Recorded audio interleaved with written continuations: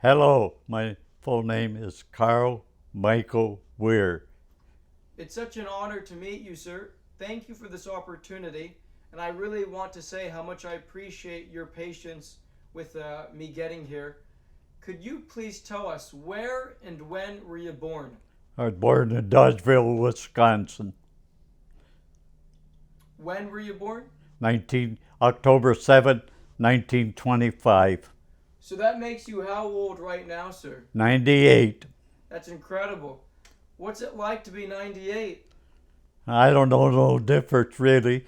I feel really good, really. And I don't see no difference in 98 or 78. That's the attitude. Now, you mentioned you were born in Dodgeville. Is Yeah. that where you grew up? No, I was an orphan. I was growing up in La Crosse, Wisconsin. And talk to us about your childhood. What was it like growing up in La Crosse? I was an orphan when I was there, and I was in an orphan home most of my life, never knew my parents. And I was raised by Catholic nuns most of my life. I went to Catholic school all my life, most of my life. And I was raised there, stayed there in La Crosse until I was about 10 years old, something like 10 years old, roughly. I'm trying to think. And then what happens to you? Then I went with a party.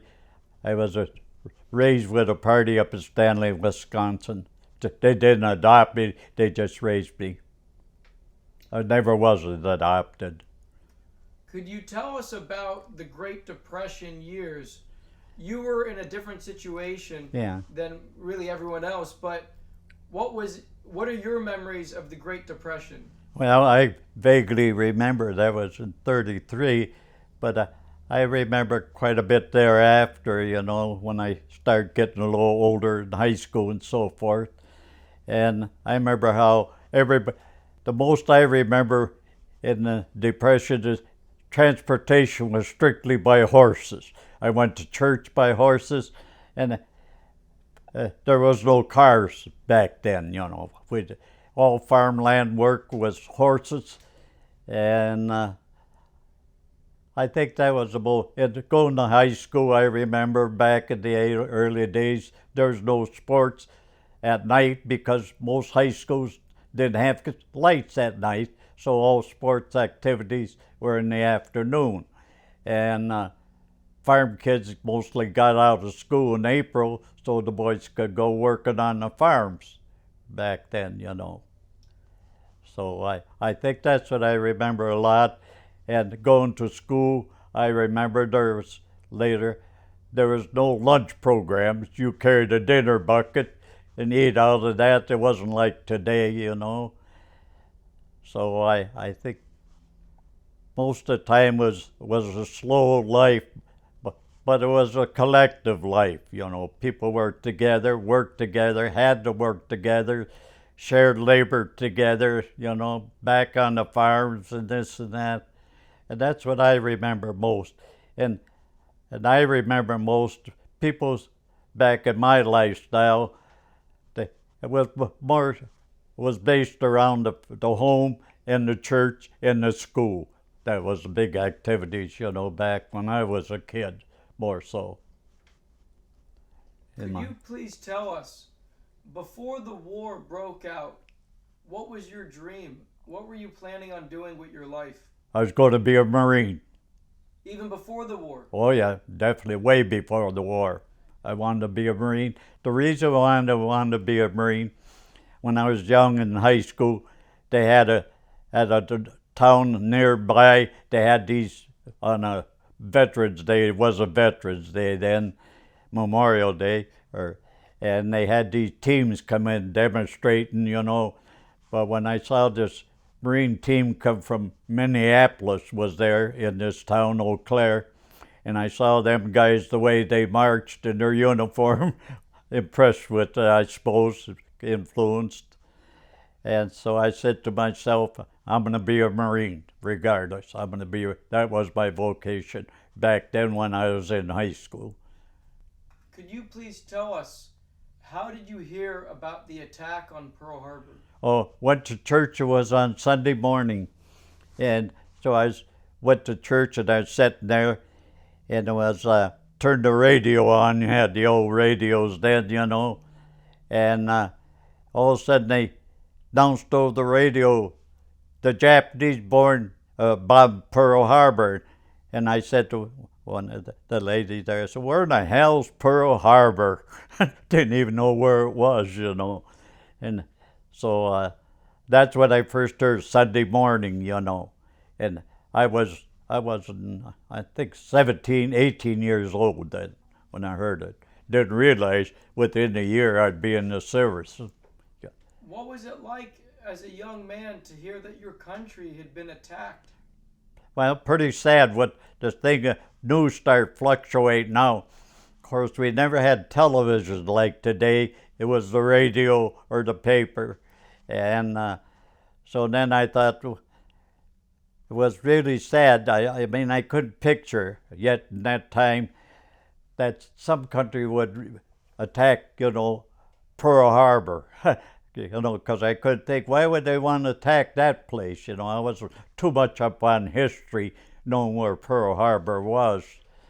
So I thought, gee, that's funny. But as time went on and on, then, of course, when you go back to school, you get a good history right up the next couple of days, Pearl Harbor, Then we had the old radio that we listened on. I remember when I listened to President Roosevelt was president, and he gave the speech, which is told about the attack on Pearl Harbor, And then I got thinking, well, what are we going, you don't picture that we had such a big army and a country attacking this country. And I know we were at war already, practically with Germany, Japan came in later.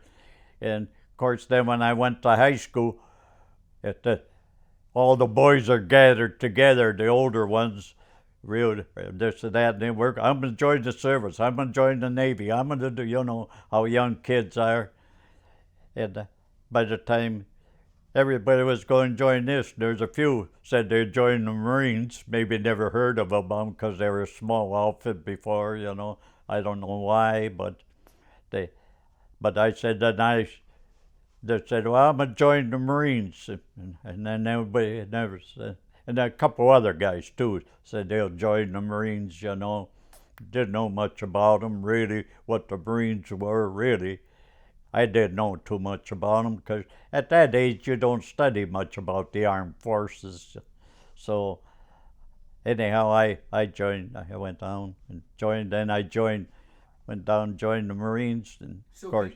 could you please tell us the whole story? After you decided to join the Marine Corps, Okay. tell us the story of where you had to go to sign up and...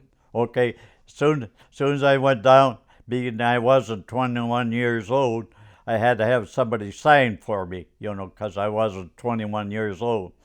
Being that I was adopted, my guardian was a Catholic welfare institution who the courts awarded me as a baby. So the Catholic Welfare Association, who was in charge, and I can't recall who was, signed for me to join the service because I was under 21 years old. And so I joined in Eau Claire. I had to go down to Eau Claire, Wisconsin, is a bigger city to be. And then I waited about maybe 2-3 weeks, maybe longer, I don't know. And then I got my notice to report there, and I got on the bus, and they were all going to Milwaukee to take your physical.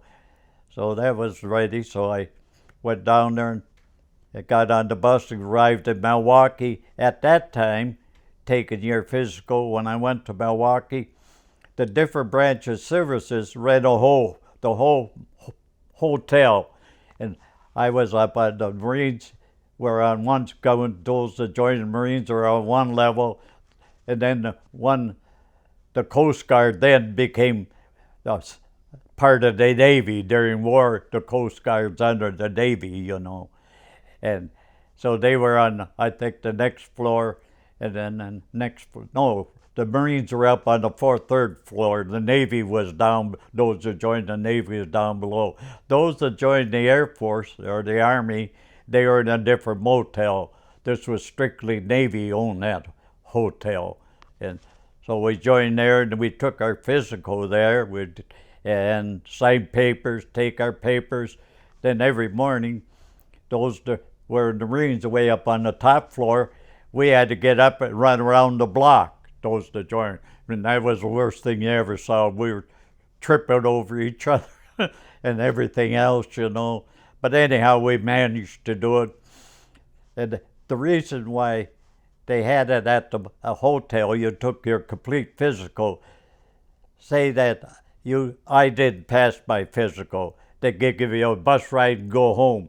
Where if I took my physical in San Diego and didn't pass it, they had to pay for all my transportation home and back to Wisconsin and make arrangements and everything else. That's why we took our complete physical. They were all Navy doctors. Everyone was a Navy doctor. Marines don't have doctors.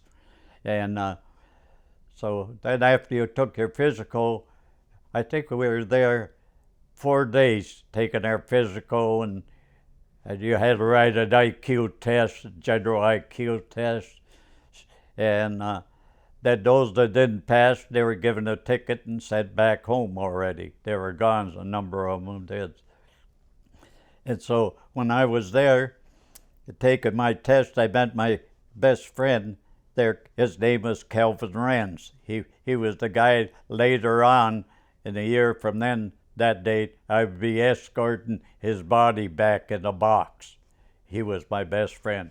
And being I was from a rural area, never out of the county in my life, and the guys were playing there, and they were talking me all the slang language and this and that, and I didn't know. And he took me aside and told me what they're saying, calling names and this and that, because these guys, he was older than me. He had 1 year of college, or 2 years, Calvin Rens did. So he kind of took me in, you know. He became my best friend that I ever had until he got killed, you know. So then we passed our physical, and then we were put on a train and then it took us, I think, 4 days to get to San Diego from the train. The train was a converted horse. They were converted back in them days to haul the troops. They took and put bunks in these trains, used to be cattle trains, and they were forced 4 bunks high in these trains. And I remember I got the lowest bunk. That was the worst thing to do. Everybody went up to the high bunk, they were stepping on you. But I suppose being the littlest guy, I should have got upstairs up on the upper part, but I didn't, whatever. Then we went to San Diego. We were still in civilian clothes. We had our civilian clothes. And then we got off at San Diego. Then from there out to the recruit, it took, if I remember, it took a couple, we went from the train depot at San Diego out to the Marine Corps base at San Diego, the Marine Corps recruiting base out there. And then we fell in, and we were on civilian clothes. And the guy, that's a big parade ground there at the San Diego recruit base. And I saw them guys out there marching and this and that, you know. Then we were in civilian. Then this one sergeant came over there, and he gave us a dirty lecture. He told, I could still hear him today, the Marine Corps is really slipping, leaves a bunch of bums like you in here and this and that. But, you know, to think about it, they're really on the right track with their name calling, and made us feel like we were worth it. The Marine Corps went to heck to bring us in, but that was psychology. So we said to ourselves, you so forth, we'll show you we could take anything you could dish out. And that's just what they wanted, you know, psychology. So then I got my platoon was 1109 that I was in, and I was in October. And then after 14 weeks of boot camp training, and then we went to get to go to school and that, to this school. And all this time, this Calvin Renz was right with me. We shared tents. We went through boot camp together. We went to the rifle range. And on the rifle range, I shot 100% what I missed at the target. And the other 1,500 people were at Camp Matthews on the rifle range. In the rifle range, there was 100 people, targets. It was the longest rifle range in the United States. And he was an Indian from South Dakota, and he shot it too. Later on, during amphibious training, he jumped off he went off the edge of the ship in the net and went down, killed himself, fell over the barge. He never went overseas. So then I went to boot camp, was I think it's 13 weeks. Then I went from there. I went to Navy Pier in Chicago to ordnance school, which was combined with the aircraft, and there was 20,000 sailors on Navy Pier and about 1,500 Marines at Navy Pier in Chicago. Navy Pier extended out in Lake Michigan for a mile, and Navy Pier was built during the Depression time with the agreement during war the Navy would take over Navy Pier. Otherwise, Chicago used it as a exhibition shows and this and that and so forth. So then after Navy Pier, I went back to Camp Pendleton. I went back to Pendleton, and then we went on training maneuvers for infantry pre-training. Then I went on a 14-day, I think it was 14 days. We just went on a hike I call it a hike, where we left for 14 days. It went up through Camp Pendleton. As you know, it was one of the very large camp. You know, along Ocean Drive, you could drive for a mile, and it still says Camp Pendleton Marine Corps Reservation. So I went there, and I went back there, and while we were up there, we were special training up there, and we were up on a far part of Pendleton. I don't know where it was. We were about 5 miles away from headquarters, San Diego.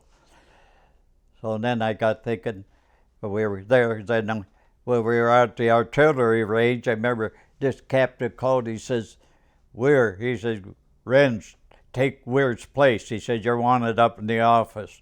So he took my place. I went up to headquarters, and on the way back, I saw that cloud of smoke just drift. I said to the guy, I said, my God, something terrible happened there, terrible. And he said, yeah, I said, they're firing a 105, and it dudded. That means it didn't go all the way. It had dropped on, killed some guys, and blew up a big gasoline tank. So I did that's part of the training. So I went back to the tent area. The phone rang, and I had to go back to the office. And I thought, now what? So on the way back, it was about 5 miles, from Pendleton to San Diego there so I went back, and the colonel there, he said, told me to sit down, so I sat down, and he says, well, before this, I put in to go to some school, but I was too short and I was too young to go to special training. You had to be 21, you had to be the reason for that was whatever the Marine Corps reason. They looked at short people as kind of handicapped, I guess. I guess that was it. Maybe later on they got educated. And so he told me my best friend was just killed, and I could have fainted, I think then. Calvin Renz was killed, and he knew I was really hurt. And then he came up with, his name was Magruder, Colonel, and he was originally, years ago, went to Boys Town, Nebraska, where he graduated from, I guess, Boys Town. I think I pronounced his last name right, Magruder or Magruder, I can't remember now. And so anyhow, I was to escort the remains of Calvin Wren's back to Waupun, Wisconsin. That's where the state prison is in Wisconsin. But if you go to Waupun, you go there, and there's this Indian is bent over the horse. You know, you maybe see a lot of pictures of it. It's the name of it is the end of the trail, and if you look on the bottom, his name is engraved in it. Calvin Wren's, Corporal, U.S. Marine Corps, October 8, 1943. His name is still, and that's a big. The monument I would say is 20 feet high. This was a true story where this Indian finally made it, and he was exhausted, and the horse was totally exhausted. He's a renegade, so they were chasing him all over, and they finally, that's where he died. Supposedly, that's the story. So then my commander says, you stay there a week with the parents for a week, and wherever they go, you go with them, and you never leave them. And he kind of pointed his finger at me, and I know enough to carry orders, you know. So I went there, and she'd go to church. They were congregational. That's what they belonged to, a congregational. Well, I'd go to church, and I'd go with her. Being a Catholic, I'd go anyway, you know. That was my orders. So I would sit there. With who? With Mrs. Wren's, the mother to Calvin Wren's. See, I stayed with her all the time. That was my orders with Mrs. Wren's. So I went to church. She'd go shopping. I go shopping with her. She'd go to the women's club, you know, play cards. I go to the women's club there. It introduced me to all the girls. During the ceremony, when he was buried, you know, I was really shook. I mean, I was you got to remember, I was awful young. And this was quite a shock, really young to me. It was little more than I think I would bite off at my age at that. Losing a good friend. So I had the Marine Color Guard come up from Glenville. Up there was a captain, and he came to me and he says, Corporal, I was a corporal then, he said, Corporal, you just stay with Mrs. Wren's. When we fold the flag up and it's all floated, I'll hand it to you and you give it to Mrs. Wren. You just sit down and relax. I thought that was really nice of him, really. So that's what I done, you know. Then all of a sudden, I wasn't quite finished, you know, my week there. I don't remember now if it was Thursday or Friday, but it was before my week was up. And in the meantime, I was going to pull a boner, and I thought, we'll work it out, that I'd work out with the Wrenses and the people up in Stanley, Wisconsin. The Wrens would take me halfway, and they would come down halfway and pick me up. And I thought, boy, that sounds, but I thought, I wasn't that stupid and that young. My award is to stay with Mrs. Wren's. So I said, no, I wouldn't take that. Lucky I didn't take it. When I was to leave on that day, the phone rang and told me they cut my leave short. You get down to Glenville and get on an R4D airplane and get back to Camp Pendleton. Just think if I went there and I went on that trip and I wasn't back, and that project officer from Camp Pendleton called me and I wasn't there, that'd have been the end of Carl Wier's time in the Marine Corps. They had the military, that'd finished me off. But I had somebody guiding me. I had good guidance, you know. So I got back to Pendleton, and I was called. I went out to North Island from there. They had a special training for infantry training at North Island. You know, that it's a big air base, San Diego, North Island, where they had a lot of Marines detached. So I went there, and I think I stayed there maybe 2 weeks. Then I was called back to the office, and I said, another a call back. And when I was called back to the office there as a corporal, and that sergeant, he put down sergeant stripes there, and I kind of looked at him like that, you know, and I didn't know what the hell he's doing. He said, you got promoted sergeant. And I didn't like that too well because I'm only in the service a year. That didn't go over too good, so I took him up, and I figured don't argue with the command, and then he told me that he got so many, the admiral at North Island, in charge of all Marine Navy, he got a letter or something, I'm trying to think to that effect, that a bunch of women back in Waupons and men in this captain that came up there with the Marine detachment, apparently he signed it too, but I didn't see it. And they got a lot of letters, the admiral, and he called up out there and said, promote that guy to sergeant. And I thought, oh, okay. But the colonel was going to promote me. He ain't going to argue with that two-star admiral. So I said, that's when I said I got promoted. I didn't feel like it. I was almost ashamed to be promoted as sergeant. There's guys in the Marines 12, 13 years were sergeant, you know. But that's all right. I did what I was told. And then we got word, went back there. I went back to the unit there. We got word, nobody writes a letter no more. You can't write home. You can't say nothing. Out to Camp Pendleton there. No telephones, no nothing. 2 days you're boarding ship.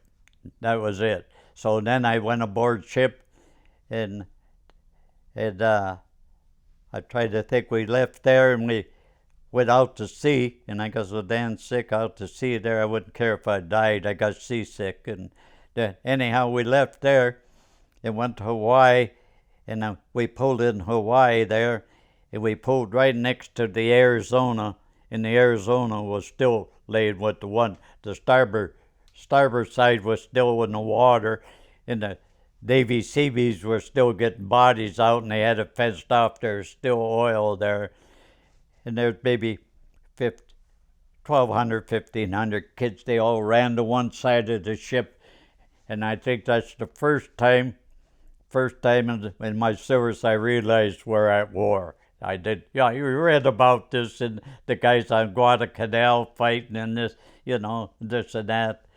But I didn't realize, but then when you see the Arizona and all this here going on, these ships damaged, damn, you didn't have to be smart to know you were at war. So and then we left there, and I think the next place we went was a little Johnson Islands, which was kind of Japanese never attacked that island. Then from there, we start sailing, and then the Battle of the Marshall Islands was going on then. So we got aboard ship, and they told us that you're going to the Marshall Islands. So we say, where in the hell's the Marshall Islands? Dumb, we don't care. So we landed there, went to the Marshall Islands, and it was just about over. The Marshall Islands was just about captured then. I would say about 3 days before they captured the Marshall Islands. And we talked, and Jebby, and Roy Namor, and Majuro, and Woji, they're part of the Marshall Islands, all those part. Kwajalein, that's the biggest one that I named. And then we stayed there, and I stayed on the Marshall Islands, I think it was 3-4 months. Then from there I moved, we picked up and we went to New Zealand, because they putting a lot of forces together, and that's where the 1st and 2nd Marine Division headquarters was, New Zealand. I think there's 60,000 Marines were on New Zealand at that time. So we went there, and it was Christmas, I remember, 1944. I can remember it as plain as day. I went to midnight mass on New Zealand, and there's a hill, big long hill up there, and I could picture it today.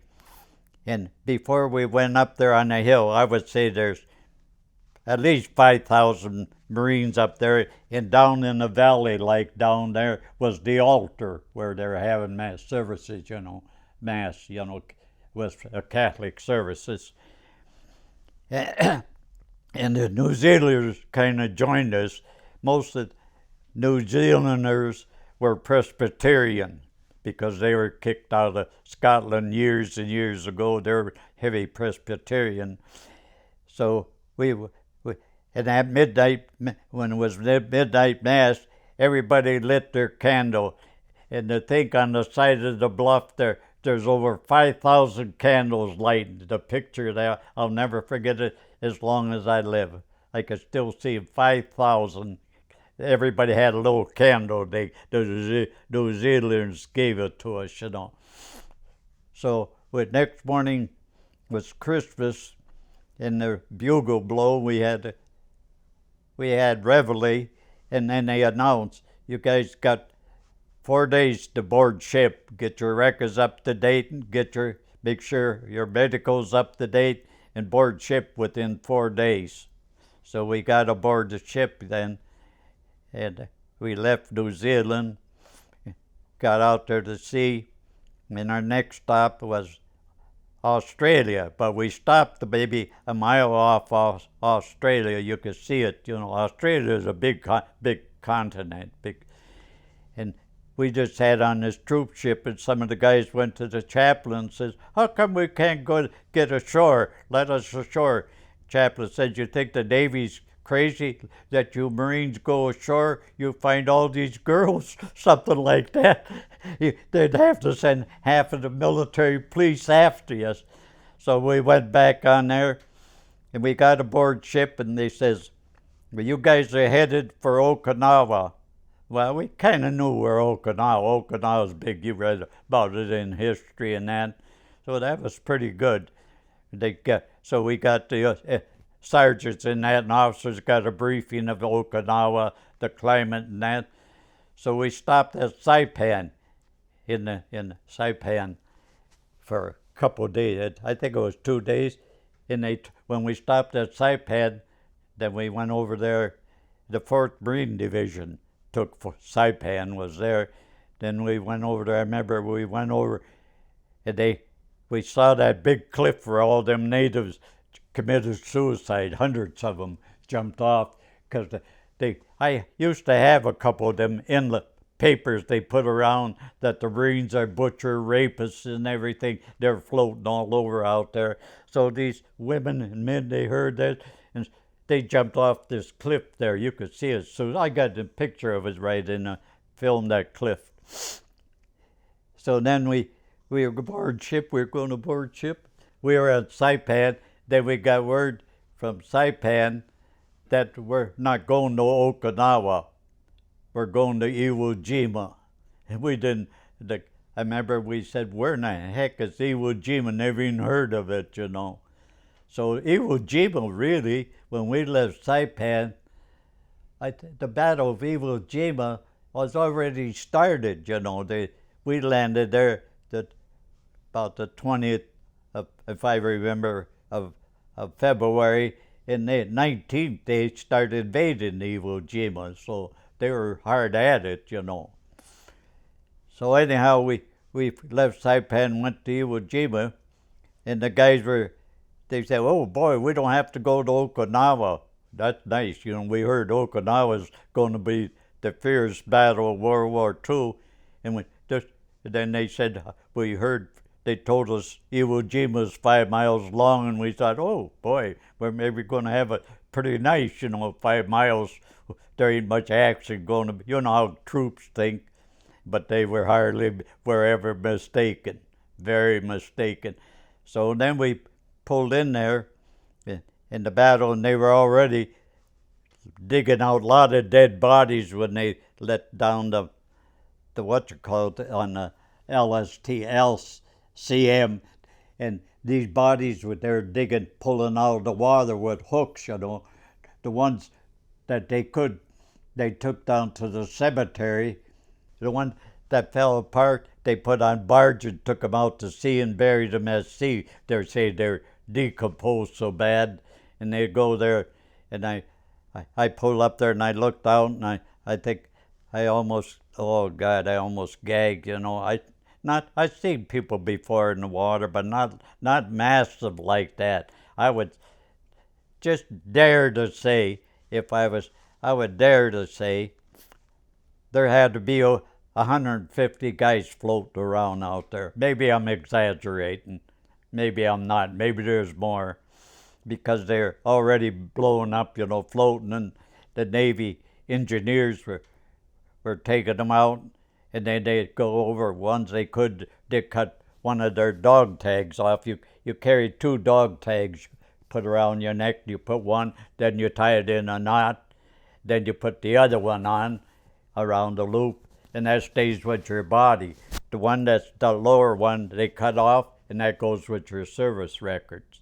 When you're dying, you know, you got your name and your so forth on your religion and this and that type of blood. So then we went over there. So we went over the whole units. There were quite a few. I would say we got assigned to. I would say there's maybe 3,000-4,000 of us coming from in this particular group. So we went over there and joined headquarters. Part of it went over there. Part of it went over with the 4th Division, and part of them went over with the 3rd Division of the group, was going to Okinawa, and I went with the 5th Division, and I got assigned to 26th Marines Battalion at our headquarters. Marine Corps don't call them battalions, they call them Marines, you know, 26th Marines. That's what they don't call them like the Army battalions, or they call them 26th Marines. So we went, our destination was on the north side of the island. That's the big part of Iwo Jima, like I say. Then it comes short down, real narrow. The main airfield was there, and Mount Suribachi was here. And then where we went up there, that's where that cave, that was a gruesome cave, was a real big cave, or a hole up there. A lot of Japanese in there, was gruesome. A lot of guys got shot there. They hid in there and killed themselves in there. The Japanese was bloody as hell, bloody. So then we went up there, and then we went into a headquarters, and they had an attack one night. I remember we were sitting there, or we were out there in this marsh. The first day or two, I don't think I moved the link to this house. I stayed right there, just stayed there in the ground or whatever. I would say for at least 30 hours, but never moved the link to this house. Fighting going on up there. It's a big area, you know. And so then we went on the one outfit was on patrol, and they went out. I can't remember. We got word, and they went out there, was fighting out there in that area up there in that northern plateau up there, and it seemed like they really got quite a few of them got killed, and there's over 500 Japanese got killed. And I thought, Jesus, there's that many Japs on there. You know, you think a lot of things when you're young, you know. You try to put thoughts in your mind. You try to minimize it. You try to bring it down to lower numbers than it really. You just do it. And not only young, you know, I think older people do it too, to make it look good for you, so you feel good about it. I think that's human nature. I don't know, maybe not. Maybe it's just the way I felt.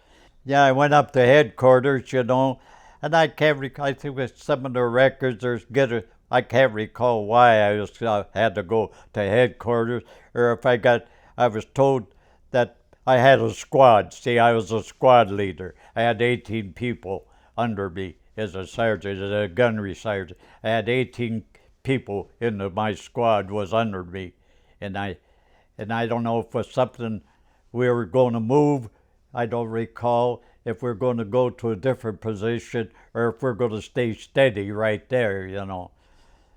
I think it was we were going to hold right there. We were maybe 600 feet from headquarters, and they were having a hell of a time at that part of the island, you know. And so I think their intelligence wasn't up to par like it was over where the Mount Cervati and where that big airfield was. I think intelligence was more there on that part of Iwo Jima. That's my opinion. Than than it was over down there where the big head of Iwo Jima was. And so I think it was, if I recall definitely now, I think we were supposed to stand guard or go with the squad back. I think that's what it was. We were supposed to back up another unit, if I recall. I think that's what it was. So anyhow, we stayed there, and I was really. Corpsman came around. I remember a corpsman came around there, and there was a couple of dead guys over there. Not real near me, but here and there. And he went over there and checked them, checked them out, and this and that, and covered their helmet, took their helmets and put it over their face, covered them up, and I could vaguely see it's been so long. But anyhow, he came by me, he said, "You got any problem?" I said, "Yeah, and got something about it." I said, "These damn crabs are killing me." I said, "Boy, they're just eating my grinds." I said, "They're under my arms now." So he said, I had a jacket on and everything, and he had me peeled off. And he said, "Boy," he said, "you really got a mess there." He said, "When's the last time you had a bath?" I said, "Well, it's got to be at least a couple of weeks," because I said the traveling on the ship, it's got to be 3 weeks. I said, "I washed when I could." He said, "You're going to the dispensary." So they had a regular dispensary, they call them, sick bay there. I said, how long will I be there?" He said, "That's up to the doctor, not me." And I said, "Well, shit, I don't want to leave my outfit down here. This is my squad." He said, "You do as you're told, Gunny." He said, I'm calling in, you're coming up there, you got to get rid of them crabs. You were really loaded." And I had to take my pants and open it too, and he said, they're really eating you, aren't they?" I said, "Yeah, they're eating me. I could put up some of the same old BS. So I went up there, and I checked in, and I dropped my pants, and they just smeared me with blue ointment, just covered me. Then I had to stand out, and I took a little, after I blew ointment for some period of time, I stood out in the sun for about an hour or so, not a stitch of clothes on. Not an hour, couldn't have been, about a half hour. Then I went and took a shower. The shower was salt water. Well, anyhow, I was up there. The second day, this Navy officer came in there, and I was just drifting around, and I was really getting mad. I wanted to go back to the unit, I wanted to go back there. I don't belong here. Crap, there's guys worse off than me. Hurt that belong up here. So he says, "You're coming down with me and help bury the dead." I said, "Well, sir, I can't leave here. I got my orders from Major so-and-so, who was the doctor." So he said, "I'll take care of that." So he went in there, and he saw the doctor. He said, "You're free. Come down to the cemetery with me." He said, so I said, "Okay, yes, sir." So I went down there, and he gave me a stick. It was, maybe about this high long, and had a real sharp thing on the end. And he says, "You go and poke a hole in them guys laying there to get buried." So I had to poke a hole in their stomach. And the chaplains, they're out there burying these guys. They put one guy's head would be this way, and the next like that, so they could get more in the burial there. The 5th Marine Division cemetery, big, And then when I left there, it went to Okinawa. There's 5,960 some guys buried in there. That's how many died there in Iwo Jima. When you say people died, that people get it's concerned about people killed on an island. People killed on an island are like that are die when that invasion starts. Say, for an example, Iwo Jima started February 19th. It ended at, I forget the date, say March 15th. Okay, these people that were killed and died from the 9th to the 15th are considered killed on Iwo Jima.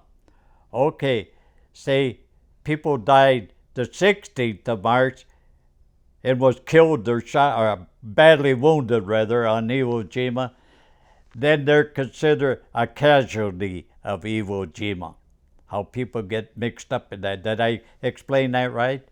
Right. If you die after, when they secure the island, the Navy or whoever says Iwo Jima is now secured, and you die the next day, then you're considered a casualty of Iwo Jima. If you died or got killed a day before the Navy secured, then you're considered killed on Iwo Jima, wounded on as a casualty of Iwo Jima. That's how they figured it. That's in every war, in Army and Navy. That's how people get confused.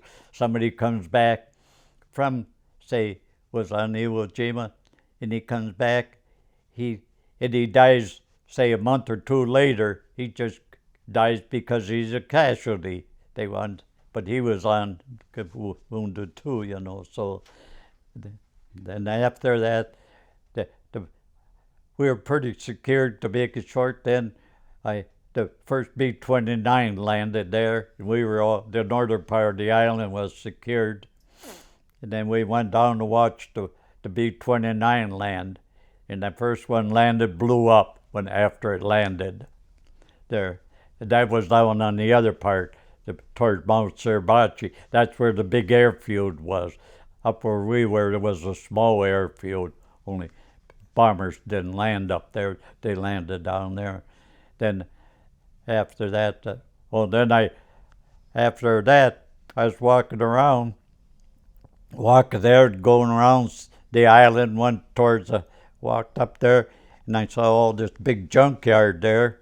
And a lot of junk laying around. You're kind of looking for stuff. Then I saw this guy laying down there. There's maybe a lot of dead people there, junk laying there. So I looked down there and I saw that little orange thing sticking out. It was a hole maybe deep as this broom is here. So this guy put that end loader over there, and he went down there and pulled out that flag right there. So then I went for the headquarters right away, and I gave him the flag for intelligence. And through the intelligence and the work, the guy was named I always pronounced it Dougal, but it was Japanese. His last name was D-O-I. He was a major intelligence officer. And then they went and checked him over, got these papers off of him, and that's how I got that flag off of him right there. And I didn't know it was a battalion flag with all them names on there. You captured him, or he was killed? Huh? Was he killed, or? Oh yeah, he was dead. He even changed. He got rid of his identification, and because he took all of his papers, he had his ID cards. He just wanted you to think he was some old private laying there. Dio was an intelligence officer. He was a major, Japanese major, And so when I got that flag, I went right away right there to intelligence, the group, and they called Naval Intelligence, and they took it, and then they said they wanted to know more about read the names on there and everything. So they said I think it was a captain, I don't remember, a naval officer. He picked me up and he went there, and I showed him where I found it. And the guy, I said, it's just like that private down there. He said, he ain't something about. I said to him, that private down there, because you didn't have no identification on him, I thought he was just a damn private, So he said, he ain't no private there, Gunny. And I said, what do you mean he ain't no private? He said, he's an officer, intelligence officer. And I was kind of, then I didn't, you're kind of, So then he got on this radio that they carried, this kind of a square radio back them days, called, and pretty soon I think the guy was a corpsman. He could have been, I don't know what he was. They were over there talking. By then there's maybe 25, 50 people, or a lot of people gathered around and listening to what he's going to do. And he told that corpsman that they called that there end loader over there, left him down there, and he pulled out that had a long knife like that, and he just grabbed this guy's shirt right here like this, and I'm thinking, what the goddamn heck is he doing? You know, he's dead. He's don't, you know, you're dumb. You know, you're seeing this going on. You're not dumb. You're just, what's he doing? The guy's partly starting to decay. So he cut that shirt open. I remember ripped it open with that knife, and he just took that there and he went right here, woof, cut like that, and opened his guts up, and there was all them papers inside there. He ate them, so his identity wouldn't be, and that's the honest to God truth. And so I thought they had all them papers, and then when I picked my flag up, I went over there and I said, I think with Lieutenant Commander there, and I told him what I was doing. I said, sir, I said, what did they find about them papers? And he said, well, we found a total identification of them. He thought he was going to eat them, and they were going to get burnt when they burned all that rubbish up in him, and they'd be destroyed.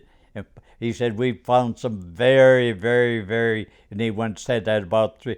I remember he said something like that, something like this. His hand went very, very intelligent, you know, and he kind of slowed, watching intelligence information. He said, that's all. So I said, yes, sir. I saluted and left. He said, that's all, Gunny. He didn't say no more, and I just saluted him and left, you know. But then I got this flag. He gave it back to me and everything. He said, you got a lot of good information on that flag. And I don't know what he meant information on there. But the names and I never had it interpreted yet, but I had it almost ready to get interpreted, but it kind of fell in the rocks for me, and this and that. So that's about the end of my. Then I got this. I came back, and then after Okinawa, I went to Okinawa, and that was a hell of a lot worse to me than Iwo Jima was. Then we got our word to depart from Iwo Jima to Okinawa. To Okinawa, we were going in where we were supposed to go in, and where we did go in was Kadena. That was an airfield south of Okinawa. So when we landed at Kadena, they were having a lot of kamikaze strike. Kamikaze was a big thing, you know, at Okinawa. That's what suicide. They'd put themselves in an airplane, strap in there, dive into the ships and kill themselves. Kazakazi is the name, what Kazikazi means in Japanese, sons of the rising sun. That's what that means. We're sons of the rising sun. Because Japanese kind of worships the sun, you know, it's part of their flag and everything. Their culture, you know, way back, their religion, you know, they kind of watch.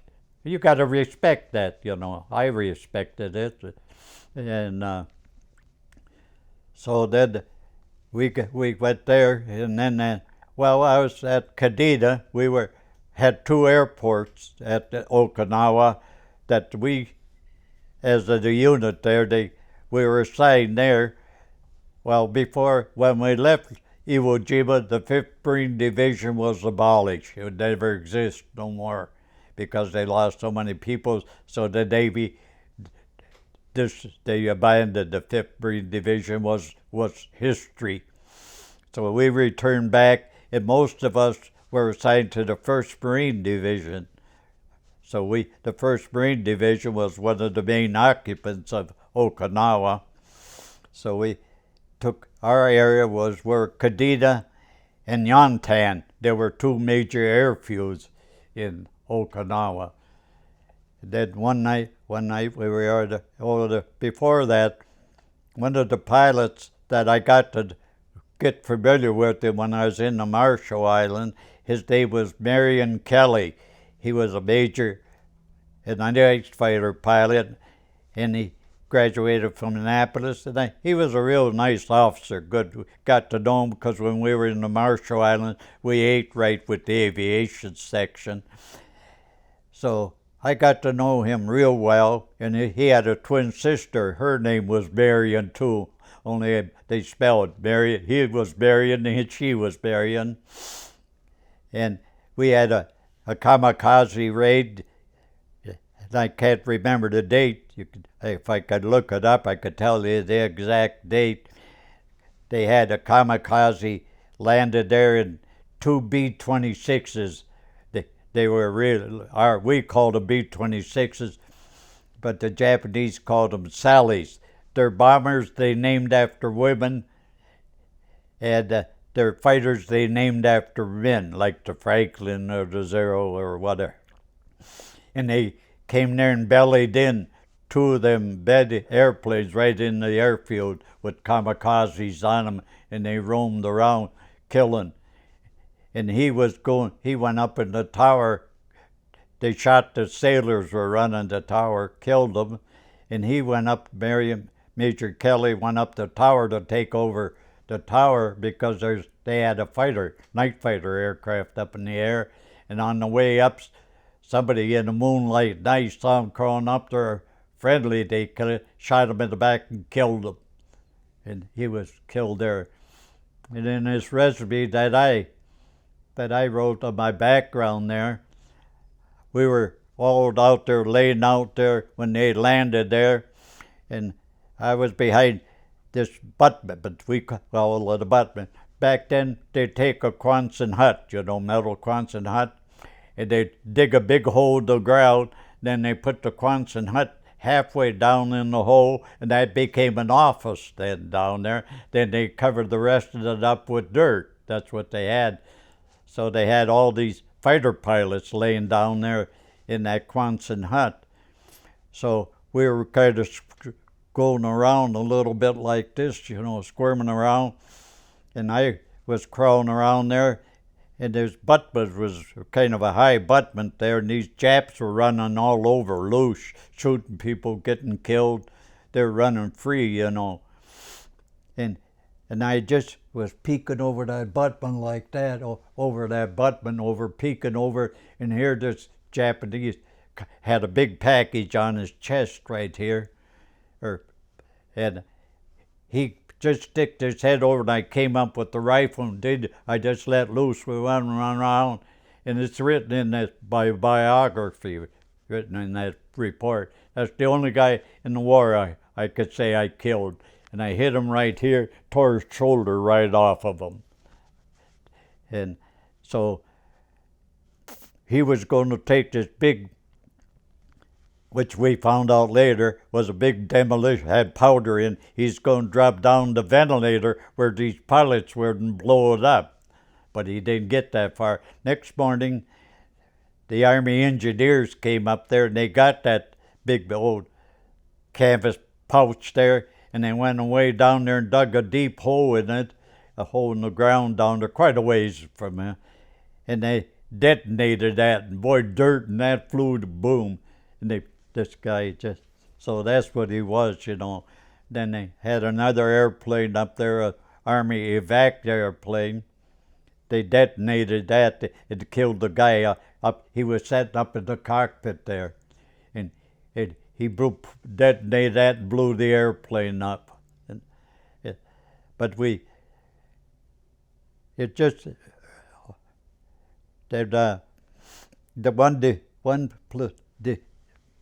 one part of the 1st Marine Division, while we were there, we heard they're taking 1 battalion. MacArthur ordered 1 battalion of the 1st Marine Division. He didn't order it. He asked Admiral Nimitz if he'd send 1 battalion of Marines up to the Philippines was going on. He said, well, I don't know what he said. He had to get it okay from Washington. So they sent the 7th Battalion Brigade of the 1st Marine Division from Okinawa up to the Philippines at Palalu in the Philippines. It's the ruggedest part. Even today, it's the southern part of the Philippines, real rugged country. And so that's where that the rest of the division went. And the war was going bad, you know, things were going too bad. And finally, he got hot under the collar, and he called in General Westmoreland, who later on commanded Korea, and I can't recall the Marine general, told him, "You get going and take Okinawa, or tomorrow I'll fire both of us." And he went back to 24th Division, and they put the news to him. Pretty soon, the 24th Division, and they brought down, I think it was, I don't recall, we heard a large group from the 6th Marine Division was way up north of Okinawa, about 40, 50 miles up there, brought a bunch of them down to help out. And finally, I guess Okinawa came to a close. I have a lot of questions about some things. Okay. Like you've done a great overview. You just told us that story about knocking out the Japanese soldier. You fired at him. Yes, that's the truth. So when I made that report, this report I gave, you know. Who were you giving the report to? Pardon? Who was that report for? To the VA. It's on that report. Got it. So, don't worry. I mean, you don't need to mention the report. Yeah. You know, because Yeah. you know. But could you tell us what was that like for you to be in a position where you had to kill the enemy? It didn't bother me at all. Not at all. I'll tell you the truth. Not at all. I'm not brave. I'm not trying to put a picture on I'm brave or tough or not. I don't want to do that. But I'll tell you why. If he delivered that package to that ventilator, down there is about 65, 70 pilots. That's what would have been killed.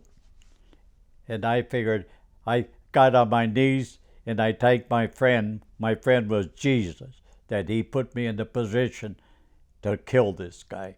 That's how I felt. And I'm so help me God that I mean it today as I meant it then. It didn't bother me at all. If another one would have popped up, he'd have got the same thing. I'm not a hero, and I don't pretend to put on a picture, but that was my job. That's why I was a Marine rifleman. That's what I figured. And can you just give us a little more detail about the situation, how it happened? Oh, sure, I can. It was a real moonlight night, very moon. You could read a paper outside. And Japanese at that, they landed. I think it was 2 Sallies. That's light bomber aircraft. Inside of these bombers were these kamikazes, what we're talking about. They attend their own funeral on that airplane. And they say that they lasted at the end there. He had a thing, a pill or something, or a knife. That's what he had, a knife. He cut his own throat after it's all said and done.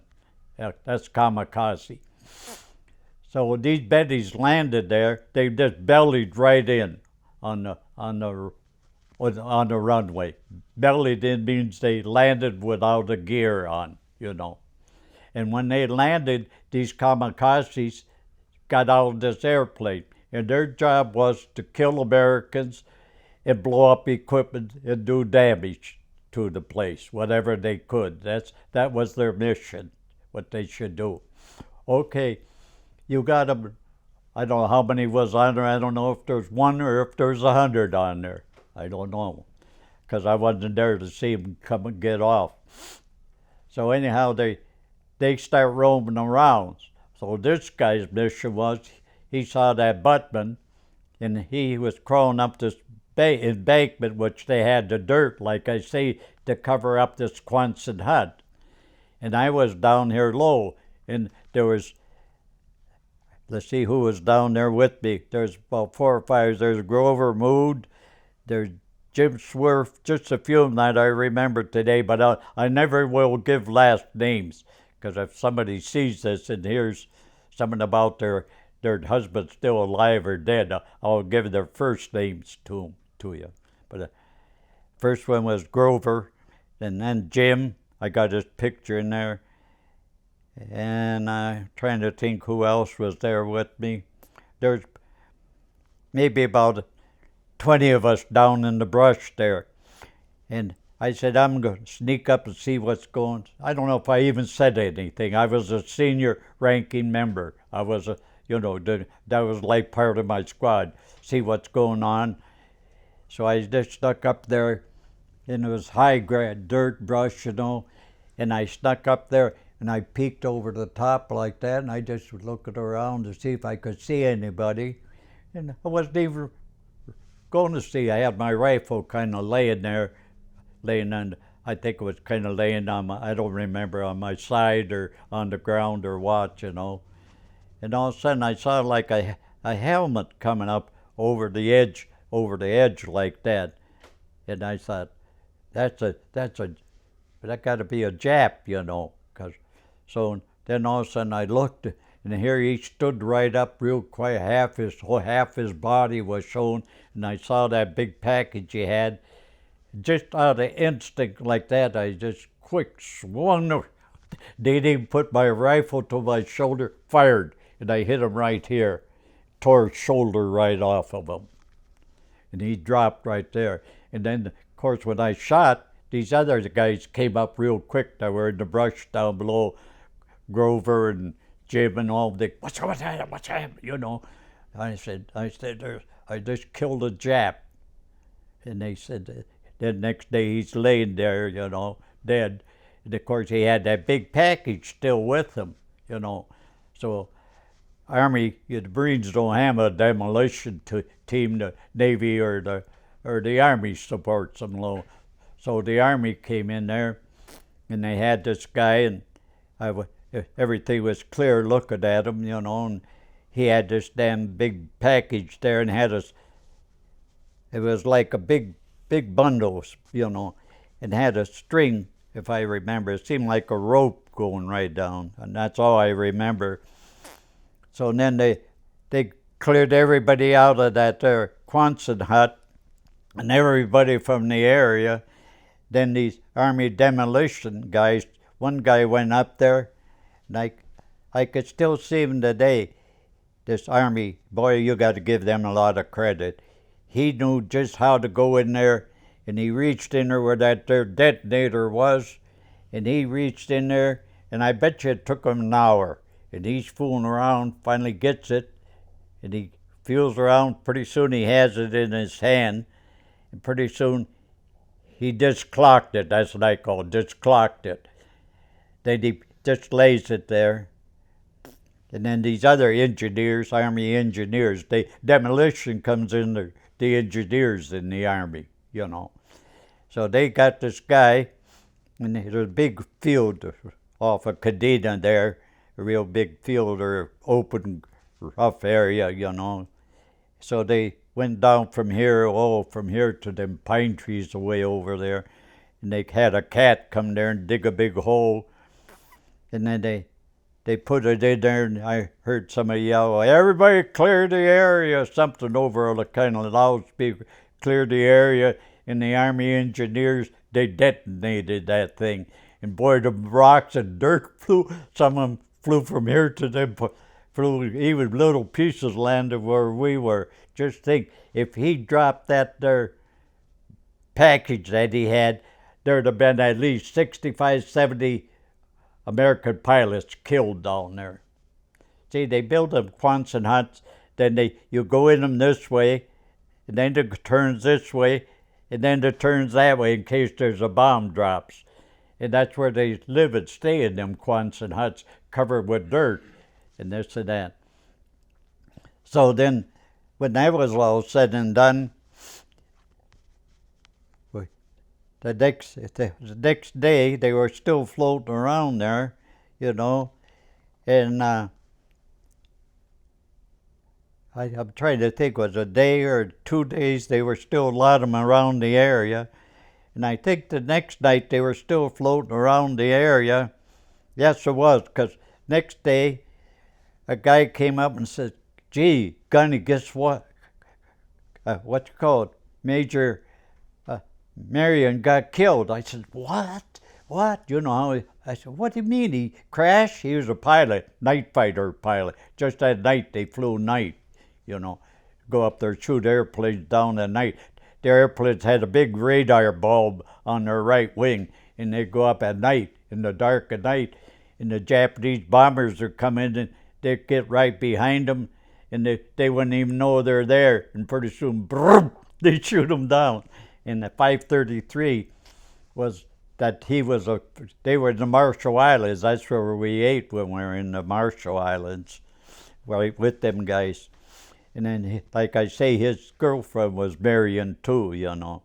That was a sad, then when they took it down there to the 5th Marine Division cemetery and buried him there, they had the chaplain there, he's Catholic, this and that. And he had services there for him and everything.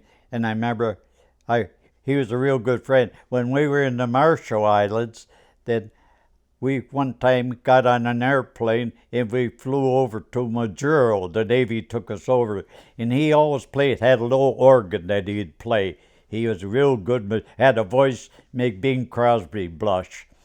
And we'd go over there when we were in the Marshall Islands, and he played the organ and I would sing, you know. I had a rusty voice, but I sang anyway. And I got to know him real well, really good, an officer. He was graduated from the Naval Academy, and that really hit me when he was killed. He was really a good pilot. They lost about, I'm trying to think, 533, they lost about 6 pilots. They took off at night, never returned. They're flying at night in the dark. What happened to him? Run out of gas, or a lot of times when the Japanese would feel that there's an airplane behind, so they'd throw out a lot of that confetti, you know, little pieces of metal, and then they just floated real slow, and the pilot would be following at night because it was dark, you know, and all he had was his radar, you know, going on, that Japanese. He'd fly into that confetti with the propeller and blow up and kill himself. There was pieces of metal maybe the size of that cup or that, you know. And then a couple of them, I'm trying to think of Dallamano, I think his name was, if I remember. He ran out of gas and the Navy did find him. That's what they figure happened to him. A lot of it, some of them there got engine problems, you know, and stuff. Flying at night is the riskiest business. Night fighter pilot of any flying, they take the best pilots in the inventory because they got to do a lot of radar work, you know, fly by instruments a lot by radar, and this and that, you know. They're good pilots, you know. They're very good. Then when we were at Kadena, these Japanese, they'd hide out and they'd shoot the guys from different positions, you know, different that. Then there's one that when we were at Yantan is further, I would say is about, I can't remember now, I'd say 2-3 miles from Yantan. Them are the names of the airfields on Okinawa. Yantan and Kadena, they were the main airfields in Okinawa. So they'd get around there and they'd try to pick off these, especially pilots. You know, they'd get in trees far away with their rifles and pick them off. And they had one firing going on bad there. So we were sent up there. There must have been 50, 60 of us, and my squad was one. We went up there, and this guy was up in that tree, and we heard some crying in up there, and I said, "My God, they sound like kids, you know." And they said, "You're crying." So I don't know if it was one of them, I'd say was Grover. I don't know which one in the squad right now. I don't remember. Could have been Jim Swerf or Grover, one of them. I said, why don't you sneak up there? Because it was high hill and trees, you know. And you didn't know for the crowd they had somebody there sabotaged. And then when you sneak up, that sniper up the tree was going to pick you off, you know. You got to think these things out. So he went up there and came back and said there's a sniper there. So then we had to sit down. I had to call, told them that we got the sniper. So we called back, or one of the guys called headquarters, and I don't remember what they said. Kill him, kill the son of a bitch, or something like that, you know. So then, well, we got to kill him. We got orders. How are we going to kill them without us getting killed, you know? Because he's sitting up there and he's not moving, and we're on the ground. So we decided to make a circle completely around that their place. So we made I remember that, and finally he was watching us so bad he forgot his backtrack, and something on the back there shined or something, and one of the guys on the back of him shot him right through the back, killed him. So then we still hear that little crying, so we decided to go up and get that little kid out that they put up there as a trap for us. So we went up there to get the little kid went out, but when we got up there, the picture is similar I got, but this ain't the picture, ain't really the place. It's about like they have it. They put these kids in these old grandmas in them caves, and then Americans go up there and they shoot them, you know. But anyhow, they went up there, and here one grandma was in there, and she had 4 little kids with her. So then we took these little kids out of there, and I'm trying to think before I talk too fast. Then one of the guys said, God, there's an old lady in here with 4 little kids. And I said, oh my God. So I called headquarters, and I told them what we got there. I thought they would send somebody else up or more help or this or that.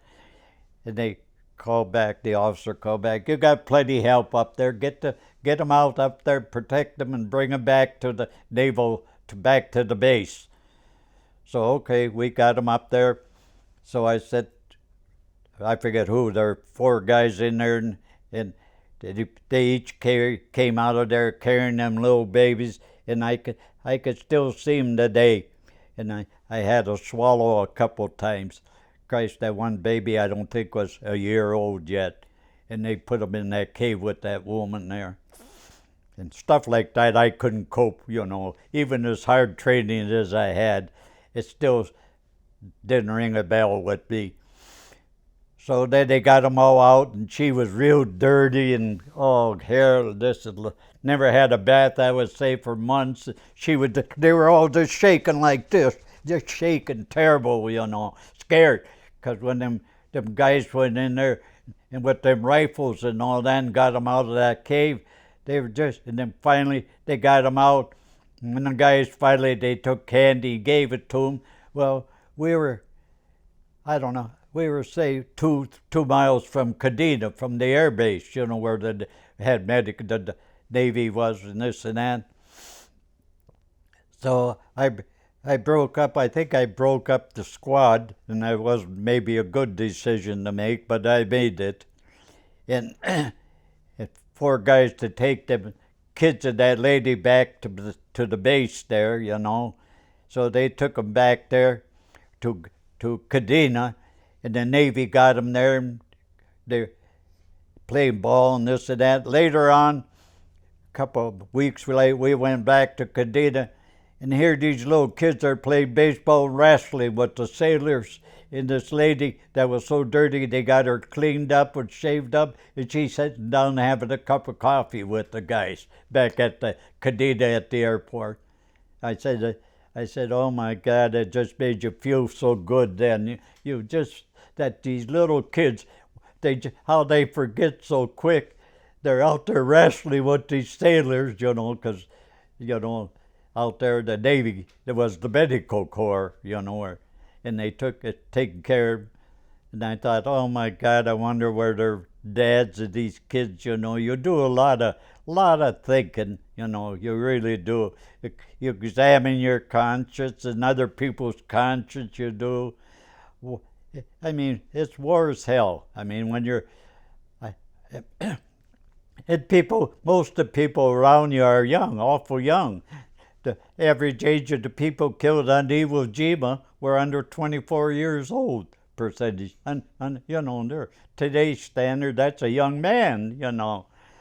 It just, and of course, I was one of the youngest, no doubt, I know that, but didn't make me any better, any worse, you know. I was just the way I was raised. I was maybe raised tougher than most of these guys, you know. Just, but I then get back to Okinawa. They had that aircraft carrier out there, and I was said in Okinawa they have them big tombs. They look like tombs. And what happens, years back in the early years, say the 12th and 11th century, that somebody died, and each one of them tombs had a family. Say these would be Wiers and these would be Smiths, and then you could crawl inside and there's an open hole in there, and then they'd have these big jugs like they'd cremate the bodies and then they put the bones in there. This is prior to World War II, and they soak it with wine, you know. And we were sitting there one night, it was narrated, and this airplane flew over, and the aircraft carrier Franklin, Big Ben, was sitting out there about 15, 20 miles. A kamikaze dove right in. It caught a fighter aircraft taking off, blew up. Another one dove right down the hangar deck. It killed 900 and some sailors and Marines in an hour, within an hour. Did you see that? Did you see that? Yeah, we were sitting on the bank and seen it. Yeah, I had a friend. His name was Jim Robinson. I went to high school with. He was on it. So it said, like I said, it said out there about, I would say, it's hard to tell, you know, 20 miles, 15 miles.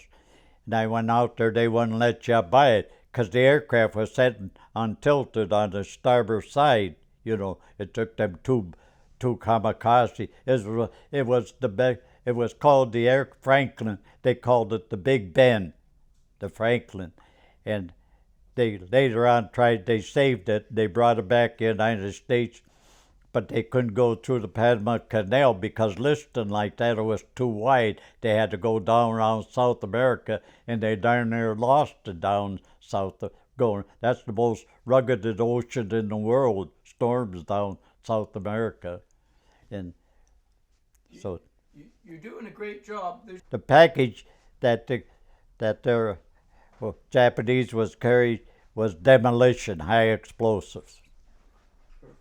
I was a rifle company squad leader. That's what I was, rifle squad leader. Could you please tell me about the experiences you had with Japanese on Iwo Jima? Yeah. Some of the engagements on Iwo Jima. Oh yeah, sure.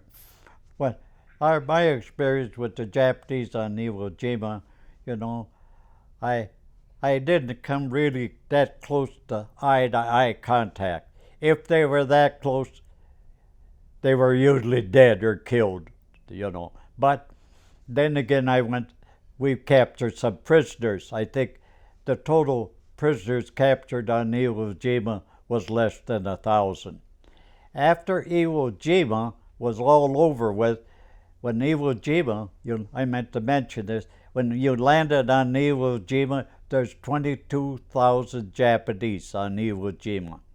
When Iwo Jima was over with, there's 213 alive. And the head of Iwo Jima, the Japanese, he was a general. Nobody ever found him. They don't know what he ever did. They think he put himself on a boat and floated out to sea and tipped over and killed himself. He never found the head of the Japanese on Iwo Jima. Never found him. Then he had these officers were extra, you know, that. On Iwo Jima, could you describe how difficult it was fighting an enemy that would dig in. You know, That's it. it wasn't common to see them running around because they were so dug in. Oh, But could you mention that? I found on Iwo Jima, the problem with Iwo Jima, you got to remember Iwo Jima was mined. That's where the Japanese got its mine. So the Japanese, the biggest share were underground. You know, I did stress that. The biggest share.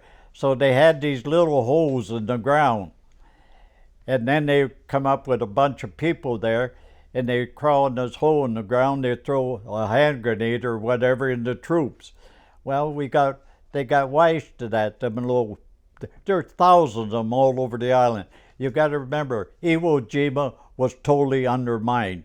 You could look underneath there with a flashlight, and you could never see the end of these crevices undermined. In fact, after this guy, his name was Ferguson, when they raised the flag on Iwo Jima, and his name was he was standing right on the bottom when they raised the flag.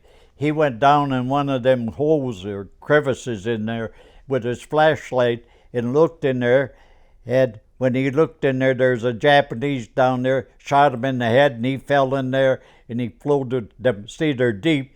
Floats them because it's below sea level. The ocean came in there, floated his body out to sea, and it was eternal resting point for the rest of his life. His name was Sergeant Ferguson. Wait, he was killed. Yeah, he's looking down in that Japan. He was killed. Yes. I thought he killed the Japanese. No, the Japanese saw him shining down there in that dark crevices where they mine sulfur, you know. And when he shined that flashlight down there, that Japanese was down there with a rifle and shot him in the head. He fell forward into it, never came up. Could you please tell us about the flamethrowers on Iwo Jima? Oh yeah, flamethrowers. They used when you couldn't get them out of the nest and that, and they'd take them and they had a chance. And I can remember one place, I think it was by that little airport, if I recall, was kind of they had these little shack holes or rock piles, you know, and they wouldn't come out there. So this guy, he carried it on his, that's the most dangerous job you could have, I think. All that is gasoline with some jelly. It's the same gasoline that they use in napalm bombs they drop from airplanes, only it's under air pressure. Then when it goes out of that flamethrower, it goes in there and it burns them. Sometimes, a couple times I saw guys coming out, fire on them, and they get maybe from here to the door and drop dead. It's just creamy. It's flamethrowers now is against the law to use flamethrowers in war today. They outlawed them. But they saved a lot of lives, I'll tell you. If you don't mind, could you mention that story about the Japanese coming out on fire? Yes. But could you say you saw some Japanese? Oh yeah, you see them all over. Yeah, there's times I saw Japanese coming out of these abutments where they wouldn't come when their interpreter was asking them to come out, and they wouldn't come out. So to save people going in there, they just shot a flamethrower in there, and some of them burnt right in the holes, and some of them got scorched. Then they come out partly burned, but they don't. I never see one walk 20 feet or 10 feet out of the hole further than that. That was a flamethrower went in after him. It was a real dangerous job. Even a guy carried that flamethrower. All he'd have to do is get a bullet put into that there tank, and he blows up right on his back. Could you please tell us about some of the close calls that you had on Iwo Jima? Oh yeah, one time, we were on our squad was out on patrol there, and we heard the Japanese were over here, quite a noisy of them. So one of the guys looked, he says, "My God," he says, "there's about 40 or something, I don't remember, large number." we could get a number of them, but I think there's only about 6 or 7 of us guys. Slow number, I don't recall. But they really outnumbered us. So we'd commit kamikaze by trying to kill them. So we always had a radio, so we called back and we told them about out there 100, 200 feet. So they said, we'll send you help. So we sat there, I bet you 2 hours, and these guys are over there crawling around. And they see a Marine over in distance, they shoot them and do this and that. And I said, oh my God. It seemed like we couldn't let that go on, if I remember. I don't remember the detail too. But anyhow, pretty soon there's another group, about I would say 40, maybe not even that, 20 Marines came up there, and they pointed where they're at, and they killed them all. And I thought, oh, I should made a sign to cross. Thanks for the help, you know. Oh my God, them are situations where I prayed that we were small and surrounded or this or that. It's just the way it was. Japanese were good fighters. I don't take that away from them. They were good fighters. Could you please tell us about the living conditions on Iwo Jima? Living condition, I lived on the ground, eating all my food I'd carry, and I ate out on the ground. I didn't have no mess hall until never. I ate, they would eat out of K rations on the ground, and if I got a little hungry, I'd look over there and there's a guy there, he doesn't need them no more. I'd steal his dehydrated chocolate, we called it, was just plain chocolate, kind of bitter, so he didn't need it no more, so I'd crawl over and steal his chocolate and live off. This kit right there, I carried on my back right there. I never ate in the mess hall. There was no such thing till everything is secured in combat, you don't eat it. You just eat in that kit there, right there. Who would you get the D ration from? They get issued right there. You get them and carry them. They're little boxes, you know. But you said that you would take it. Who were these guys? Oh, they were dead, and they had their packages on them. So I said they didn't need them no more, you know. They didn't need the same.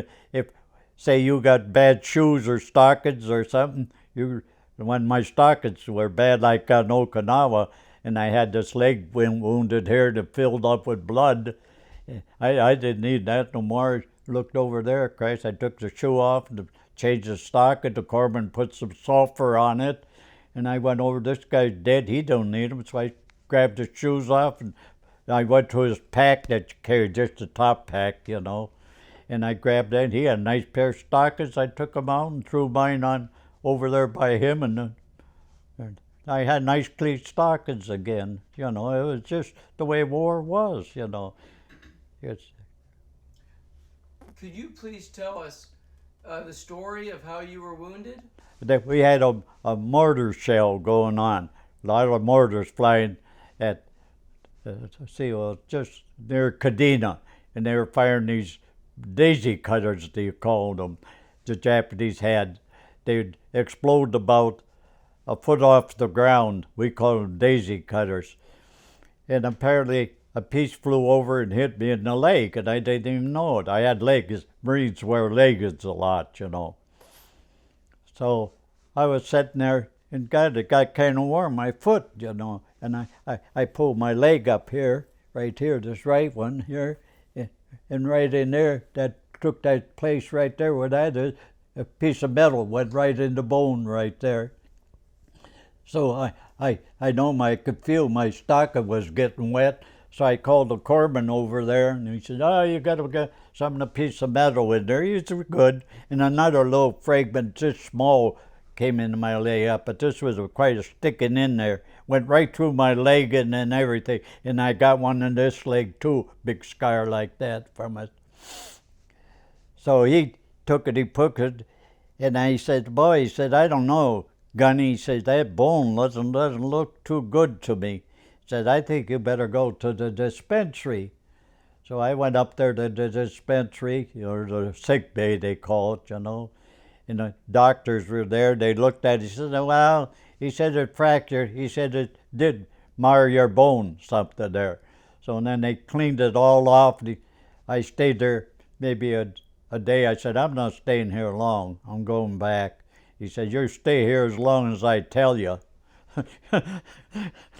So then I stayed there, and he did a good job. Even today, they say, where they patched that bone up and everything. They'll tell me today, back in them days, they never had much, no hospital, no nothing, you know. Did a wonderful job. And so whatever it is, but the skin is real loose on it, you know. Now and then it's covering up the scar. This one too. This one I don't have too much problem with it, but it's it was just a lot. It was you get. I remember it was seemed like it was 2 o'clock in the morning, and then they start firing these mortar shells. You know, someone then the Americans they send their mortar back. They let them in a parachute. Then when they get over the Japanese lines, they drop right out. Then they stopped it when they found Americans. I think the Army especially, they fired them over there, and then they dropped them from there. But that's the only wound that I really got myself, you know, in there, and really got is them there. Didn't even know I had it. If I felt because you got the leggings, you wear leggings, and you felt the warm blood going down. And I looked, and I said, "Holy Christ!" I never even felt when I got hit. Never felt them. Never. And this one here was a big cut, and they put I think it was sulfur powder they put on. I don't remember that. Corbin, he just took it, cleaned it up, you know, put some powder on, wrapped it up, and But this one, when he saw that, he sent me back to sick bay. So I mean, he did good. He was, them corpsmen, my Navy corpsmen, Marines owe their life to them guys. Could you please tell me about any situations that you had to help provide first aid to some of the other men? No, I don't think so. I don't recall right off. I don't. Were there times that you saw? Oh, we helped. There's times I helped take guys wounded, but I never administered medical care to nobody. You know, we always had the corpsman there. I can't think I ever did. A guy was bleeding, and I put a tourniquet on or stopped, you know, or this or that. It seemed like people were badly wounded around me, you know. I do more harm than good, you know, trying to take care of a guy, or I just never was in the position to do it, I guess. You were telling us about that American pilot, Marion. Yeah. How was he killed? He was during this banzai when I was telling you they landed in them bombers. They shot. There's a tower there at Kadida at the airfield, and the kamikazes killed these sailors run the tower, the control tower, what they controlled the airplanes. These night fighters, airplanes. There's night fighters. They fired as they were flying in. No. These kamikaze people shot these sailors up.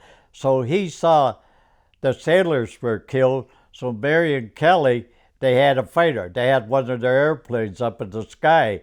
So when during this, they turned off all the runway lights and everything. So the bombers, they couldn't see them. The place is dark. But the pilot don't know that up in the sky. So he went up there, and it was barely, like I say, it was moonlight night. You could read the paper any place, real light. You could see a guy walking up on the tower.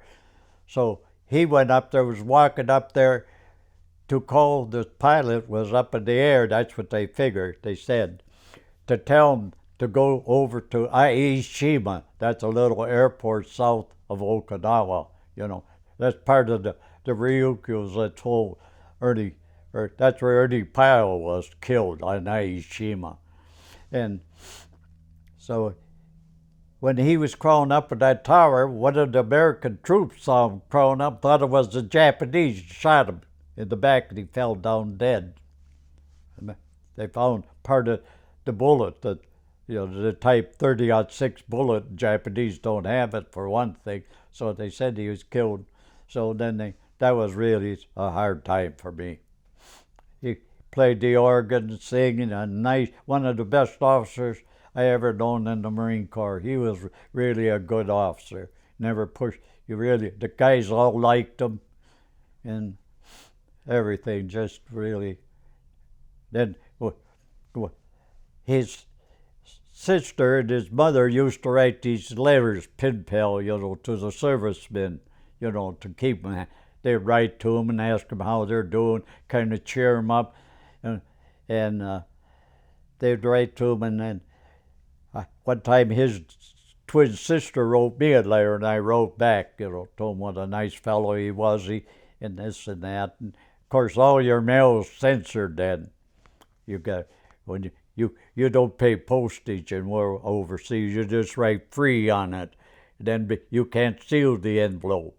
It goes through the security officers, and then they could pick them by random any letter they want and read them, because you can't send a message. That's the way it was in World War II. Thank you for sharing that. Could you please tell us you told us about the mortar where you were wounded, but can you tell us about any other experiences you had under Japanese artillery bombardments? No, not really. I think when Okinawa, I'm just trying to think. The Japanese, I think at the end of the war, was pretty much limited to, that's my opinion, I think pretty much limited to kamikaze and rifle. After Saipan, the Battle of the Saipan, I think the Japanese Navy was wiped out. That was the end. So a lot of aircraft outfits within the inventory, say the Marines, they banned it. They closed them. Didn't need them no more. Carrier aircraft were fighting the war, the battle for air power. The carrier aircraft were fighting the battle at the end of the war. The main, I would say, the Marines even folded up a number of outfits.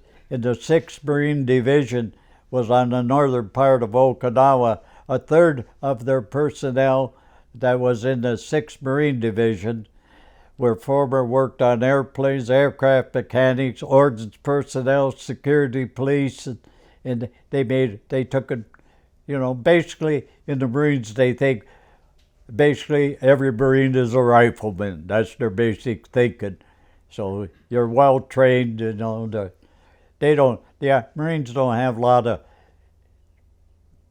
like engineers or medical society. They're strictly an amphibious, a rifle company or amphibious assault outfit. They're not got a lot of these problems or mates problems like the rest of the services have. They're a small infantry type rifle, So I think that's.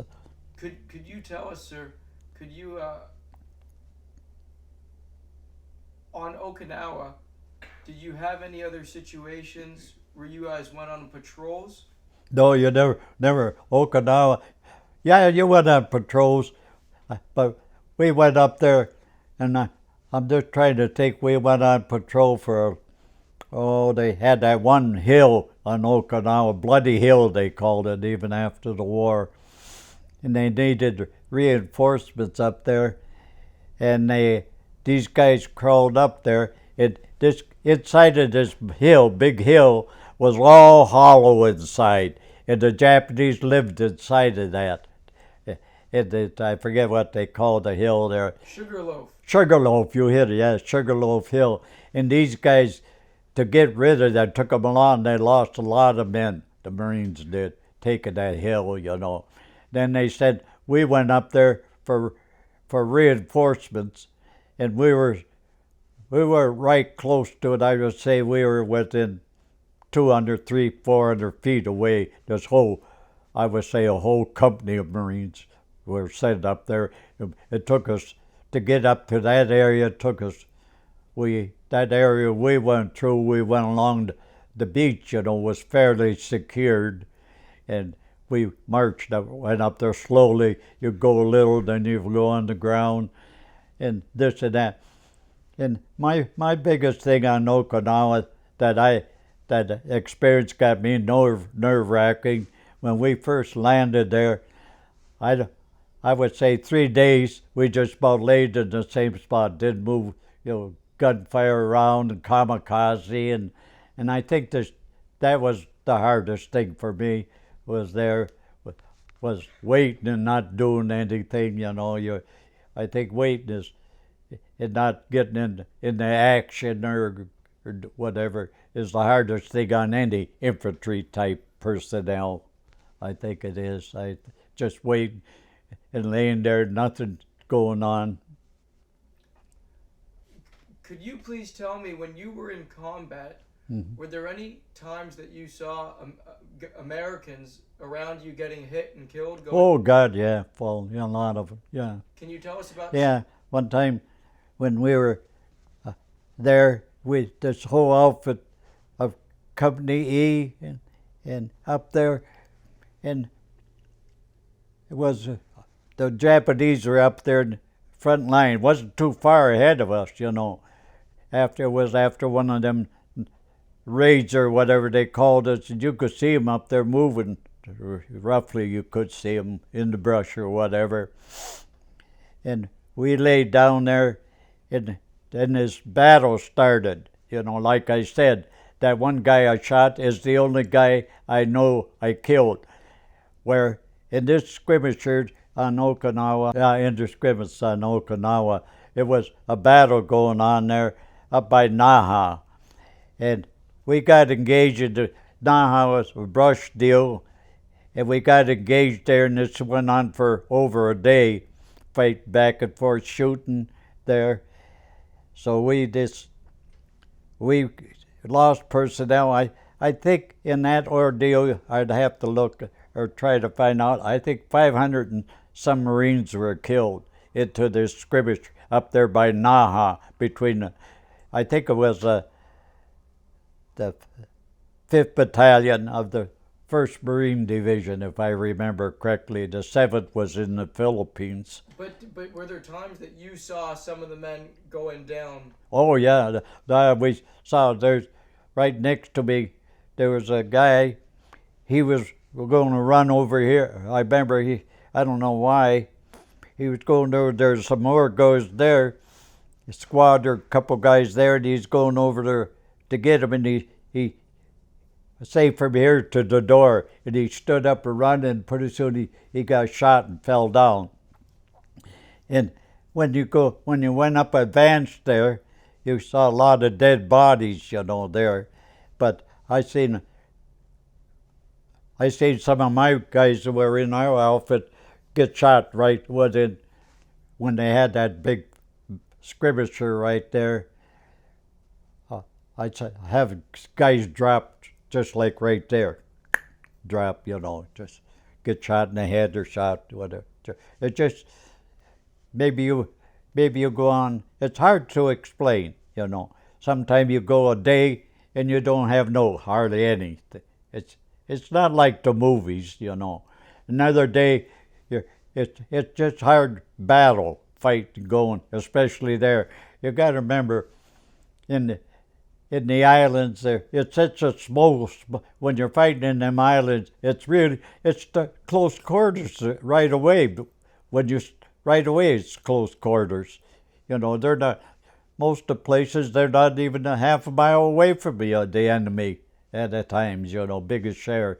They're there. They know you're there. It's just it's different than fighting in Europe where you got all the buildings and this and that. You fight out there in the jungles and them places, you hear bullets flying around you all the time, and you go up there and sometimes you see even some helmets were laying there where a bullet went right through a helmet. You just look at it, and think, it's just, to me, I, I, I think the hardest, it was hard for me too. You know, kamikaze was hard. They'd belly in and kill a bunch of people, you know, because like that ship was, you know, blowing up out there in the harbor. That big friend, the Franklin, because I had a guy who went to high school killed on it. You know, Jim Smith, Jim was killed on there. Robinson was killed on there, and then I wanted to see him, and they wouldn't let you near it. And then finally a sailor was coming down. I asked him, and he said Jim was killed, and he says they're just getting ready to bury him at sea right now, and that's hard, you know, to know that the father and mother ain't going to see him, and most places, guys out there, except big islands like Iwo, Okinawa, when they got in the Marshall Islands, Tarawa, and that, they're buried at sea. You know, the soldiers, sailors, and Marines, you know, they're all buried at sea.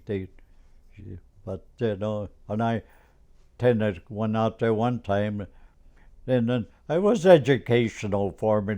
Really, it was no. I spent, I think it was, I said 3 months in the Marshall Islands, and I got to know these people. I lived with them, you know, and didn't have nothing to do. I watched how they had babies. They first before the Navy took over, you know, and then I watched how them kids could fish, you know, and I lost their habits, you know, the way and I, and then I watched how they buried the dead, you know, how they put them on a raft, and then they let him float to sea. When he got out there, he'd roll off. In their theory, out in the Marshall Islands, you came from the sea, you returned to the sea. That's how they believed, you know. Thank you for sharing that. There's just a couple of things I want to make sure we clear up before we wrap up for today, sir. On Iwo Jima, you mentioned that you worked with the chaplain at the cemetery. Yes. You mentioned you would have to poke holes. Why was that? The what? You mentioned you had to poke holes in the body. Oh, yeah. Okay. I went down with the Navy doctor, that was, you know, and the chaplains were there. The reason, when these guys blow up real big, you know, they get big guts, and then when they bury them, they wrap them up in this tarp or whatever it is. And then his belly's blowing right up, this and that. So they let all that gas out of his stomach, you know, some of them, their stomachs are real that big and this and that. And then, so I had this long stick, you know, maybe it was quite not that high, maybe not there. And it had a real sharp little thing on the end. So this Navy officer in charge of burial, he said, "Here, Gunny." I said, "Sir, what am I supposed to do with that?" He said, "Poke a hole in all them guys' stomachs that are bloated so we could bury them easier." So I went around, and they go around there, and you hear stink. Then they smear you with a bunch of Vaseline under your nose so you couldn't smell them, you know. They smear you, I guess it was wintergreen or something. You smear under your nose, and then that was another hard thing when we left, you know. Iwo Jima was really hard on me, going through the cemetery. And like I say, the Marines are small, and I'd see this guy's name that I remember years ago, or this guy's name, and this one you remember. You went to school, Navy Pier in Chicago with that guy, and this guy here, you know, it's just a hard situation, you know. But I managed all right. When I came back, the lady I was kind of knew me real well. For a couple of months, I just sat there. I was really down. Then just sat there. Then I finally got out of it, you know, like a lot of guys did after World War II. They got back and they met their girlfriends, got married, had families, and whatever. Because things were different then, you know. You fought in a war that you were honored on. It wasn't like Vietnam, you know, and you were really honored, and we're because you saved the world. You figure you really did, America. You know, the British were down, we helped them. The Russians were down, we gave them airplanes, we helped them, and they're just the way it's. Yeah, I was brought up. You know, I didn't have hell today. I didn't have no grudge against the Japanese today or that. Hell, they were doing what they were told. You know, I don't. What? I came from church on Sunday morning, and I turned the radio on. It was about 9 o'clock, and they announced that Pearl Harbor has been bombed. And I sat at the table there, and I said to the lady there was taking care of me, I said, "Oh, where's Pearl Harbor? What's Pearl Harbor?" And I didn't know what Pearl Harbor. So she was smart. She went to college, and she told me where it was. And I said, "Oh my God, why would somebody want to bomb Pearl Harbor?" What? I didn't know what Pearl. Then she explained it's the possession of the United States. And then later the news report said the Arizona was sunk and this and that. So then next day, that was Sunday, Monday, I went to school, and all these boys are naturally sitting around hearing about it. And then each one is talking about going into service, you know, this and that. Someone said they go in the Army, and some in the Air Force, and some of this. And I think there's two of us said, "Well, we'll join the Marines." And I didn't even know much what the Marines were. Outside, I see them. When we were sent out to sea there off this troop ship out there, I forget the name, they took us off of the troop ship. We went down the net off the troop ship into this landing craft ship. There's about, I would say, 68, maybe 75 Marines on there. Had a boatsman that flew it, and then a lieutenant naval officer, captain in charge. Then they came up there to shore. We were out there, say, a mile, roughly a mile. Then we floated in there to Iwo Jima, and there was still a lot of naturally fighting going on because we didn't get there till the 21st. Iwo Jima was in major battle. Then the land where we kind of went in was kind of secured right there. So they dropped that gate that lets you down on that ship, that landing ship, and I saw all them bodies floating around. In fact, where we pulled up there, we ran into some of them dead bodies, you know. In the Navy Medical Corps and the engineers were out there picking up them dead bodies. Many of them were just falling apart. They were partially decomposed, you know.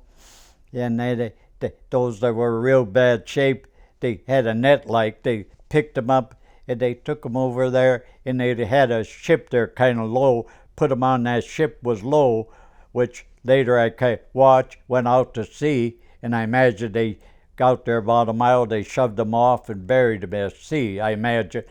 But every one of them, they went there and cut their dog tag off the bottom one, and they let one dog tag on their neck. You've got two of them. The bottom one they cut off, and that goes with your record, your service record, you know.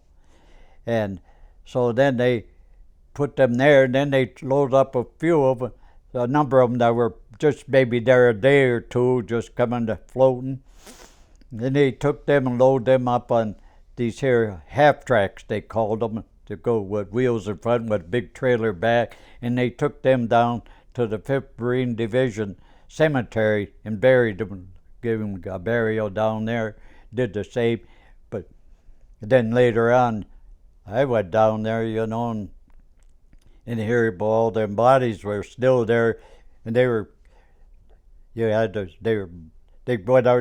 up to the front lines, then bringing some back, you know, to bury at the division.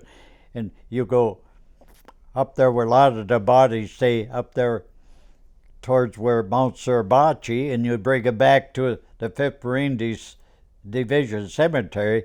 That's maybe a couple miles, you know, because the cemetery's on the far end. And they bring them. So then when they came back there some of them they pick up too on the battlefield or have been laying out there a day or two. So then when I was up there, you know, it was, I got the damn things, and the doctor comes up there and says, "You're coming down." You mentioned, sir, that you guys landed on the 21st. The 23rd was the flag raising. Yeah, right. Oh, yeah. Did you see the flag? No, see, I said, you remember, I was up on this fat part, you know, of that pork chop, just on the edge. I was being up there, then you got that long strip there, then in the center is the main airport, where the B-29s later land. So I would say from Suribachi to where I was making the quit. I always said over 600 feet away, but I think it was close to 900 feet away when they raised the flag. And I didn't know they raised it really.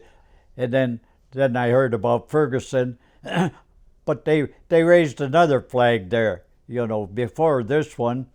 And when they raised the first flag, we all knew about it. They raised, you know, before this one that Rosenthal took the picture. Yeah. Then when they raised that, they all over far you could see, maybe they yelled "Colors," you know, and then everybody just stood where they're at and saluted. But you couldn't see it, you know, you could see it up there. You could see Mount Suribachi. It was high. It was extended about 1,000 feet above, you know, Iwo Jima, Mount Suribachi. There's a lot of caves in that too, you know. Thank you so much for sharing that. So to wrap you up, coming back, could you tell us how, after Okinawa, sir, how did you come back to the States? I came back, and then I went, let's see, where did I go? I came back on a ship. It came in Treasure Island, California, you know, under the Gold Gate. Is that Treasure Island? And we came underneath that gate there. Then we stayed at Treasure Island. Then we had to go and get a physical. But they wouldn't let us because, you know, we'd been overseas. So then we went to Treasure Island. Then I went down to San Diego at Camp Pendleton. Then I went out to the Naval Hospital. You know where Balboa Park is? At San Diego, Balboa. That's where they had the World Expedition in 1933. Big park, biggest park in the world, really. And there's Naval Hospital's right there. So I went there to get a physical because I was breaking out. But I still got a lot of things here on, and they thought I had a malaria. These red spots all over my legs were covered.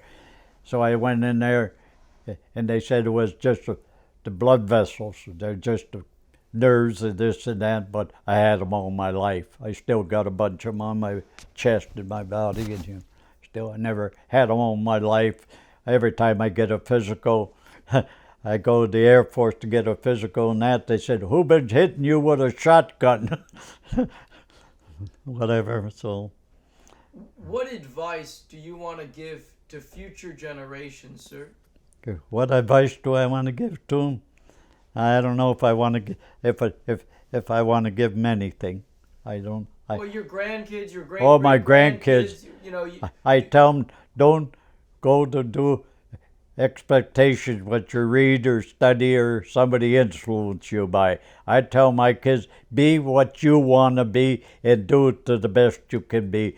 Don't let anybody influence your life. Say, oh, you better go into the, and once you start, then influence is good from the parents.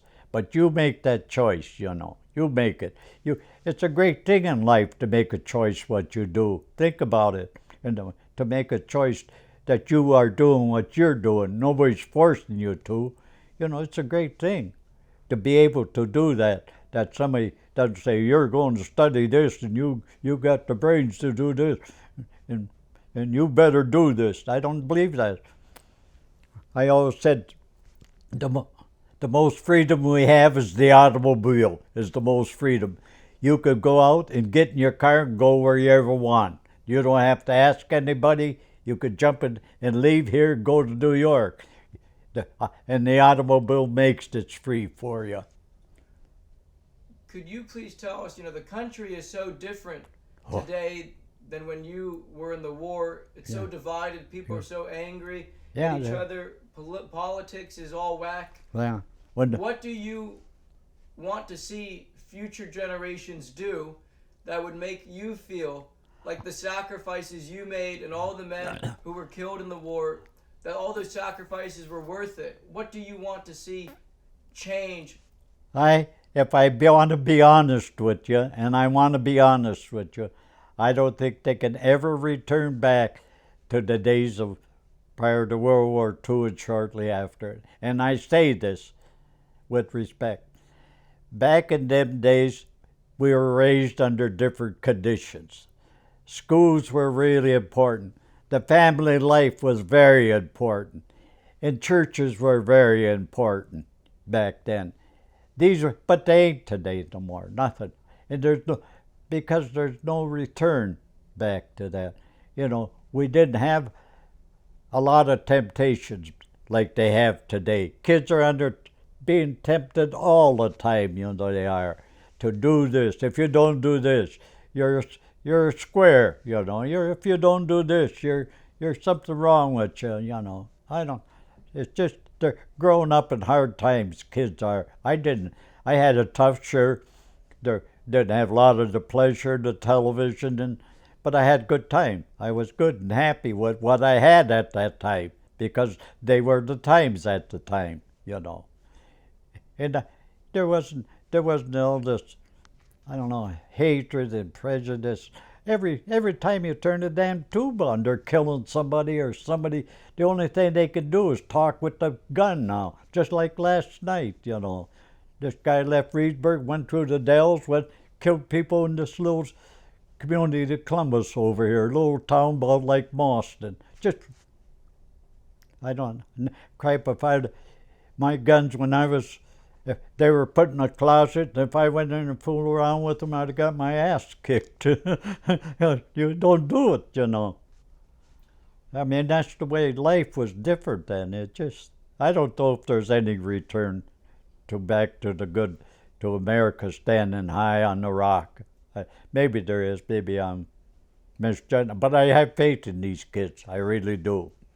Can you tell us, how has your faith helped you during the war?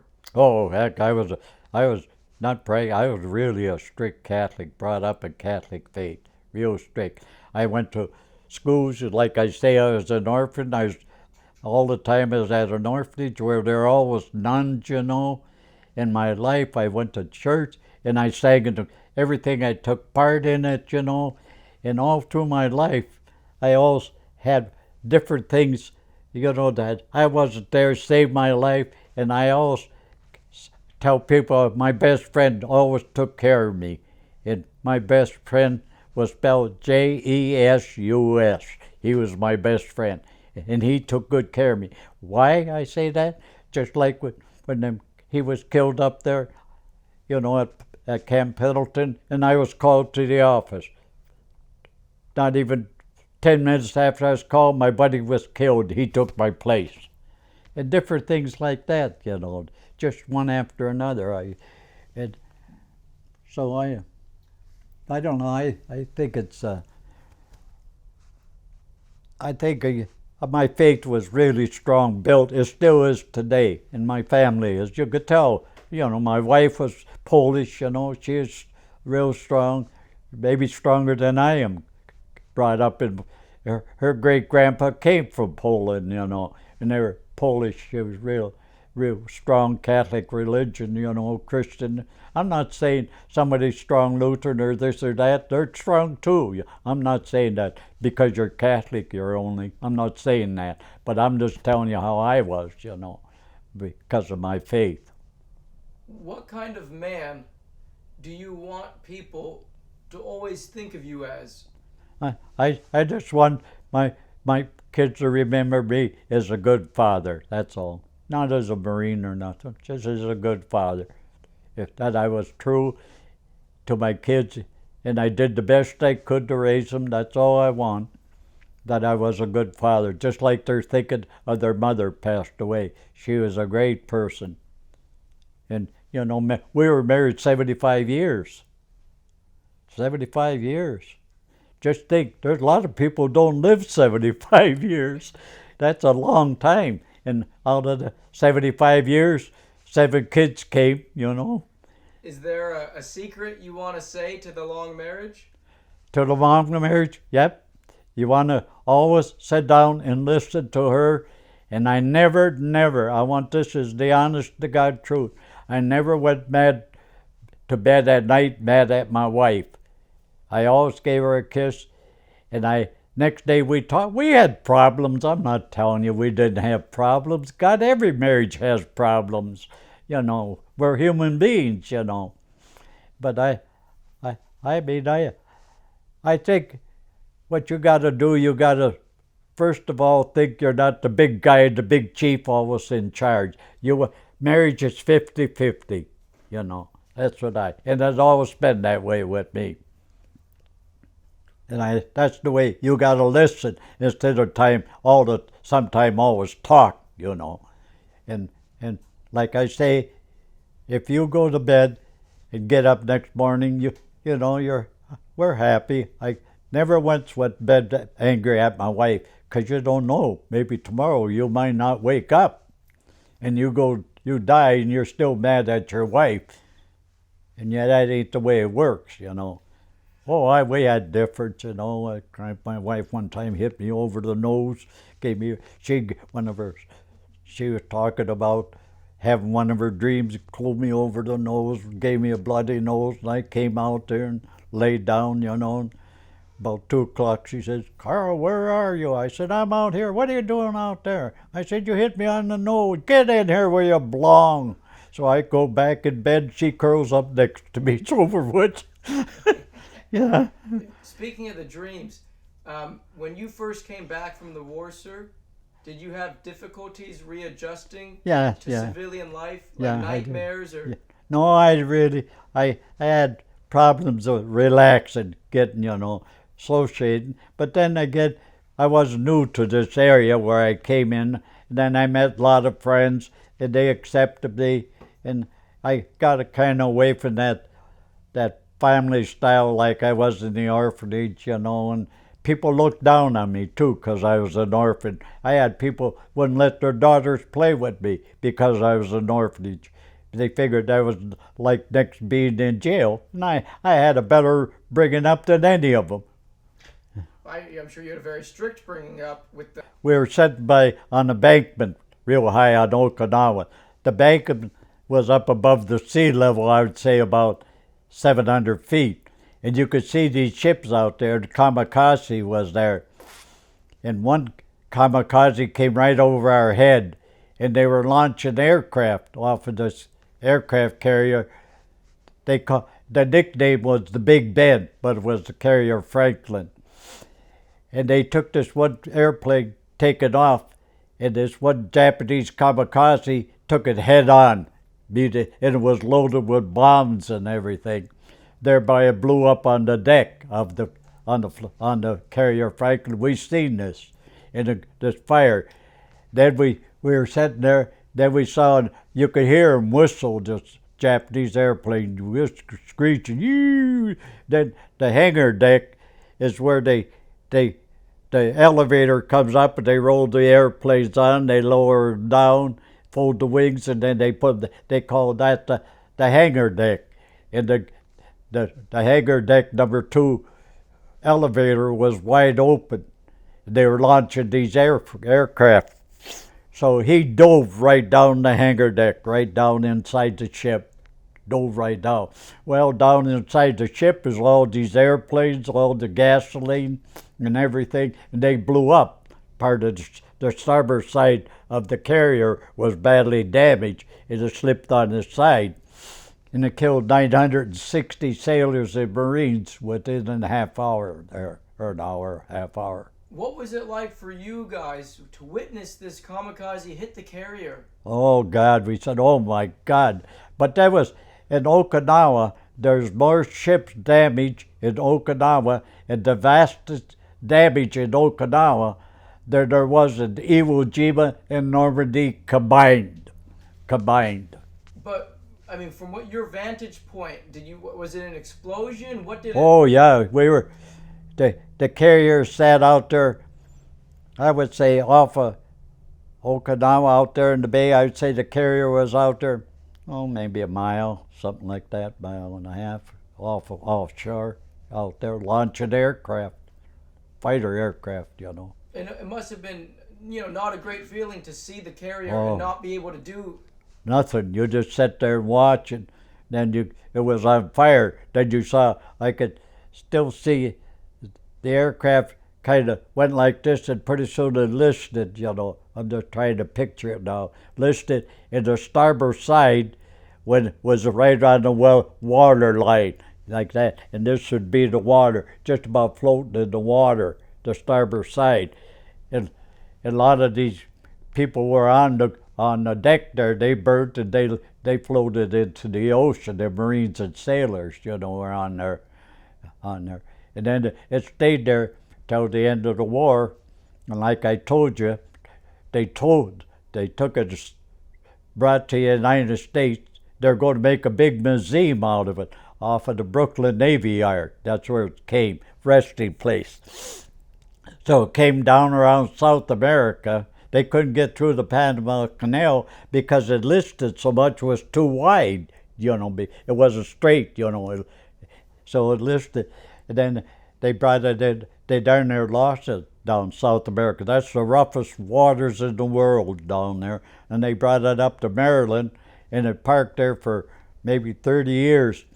And that was onto that carrier was the only chaplain that got the Congressional Medal of Honor on that.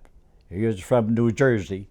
He went down there in the ship and rescued, I don't remember, and a lot of sailors were down below and showed them how to escape that hole through these big ventilators. They're about 4 feet, and inside of these ventilators are little steps and little doors open up so they can inspect. And so he took out, and then when his last trip he went out, the side of that ventilator was getting red hot. He grabbed it, he lost his hand, that chaplain did, on there. And then they brought it to Brooklyn, and they sat there for, I don't know, a long time. It was on television. Then the Department of Interior, who was in charge of all monuments and everything, they decided they can't fix it. It was rusty, so they couldn't get somebody to buy the iron. So the Air Force says, we'll sink it, bring it out there to sea, and we'll sink it for them. The Japanese can't do it. The Air Force will sink it. The Navy said, like hell you will.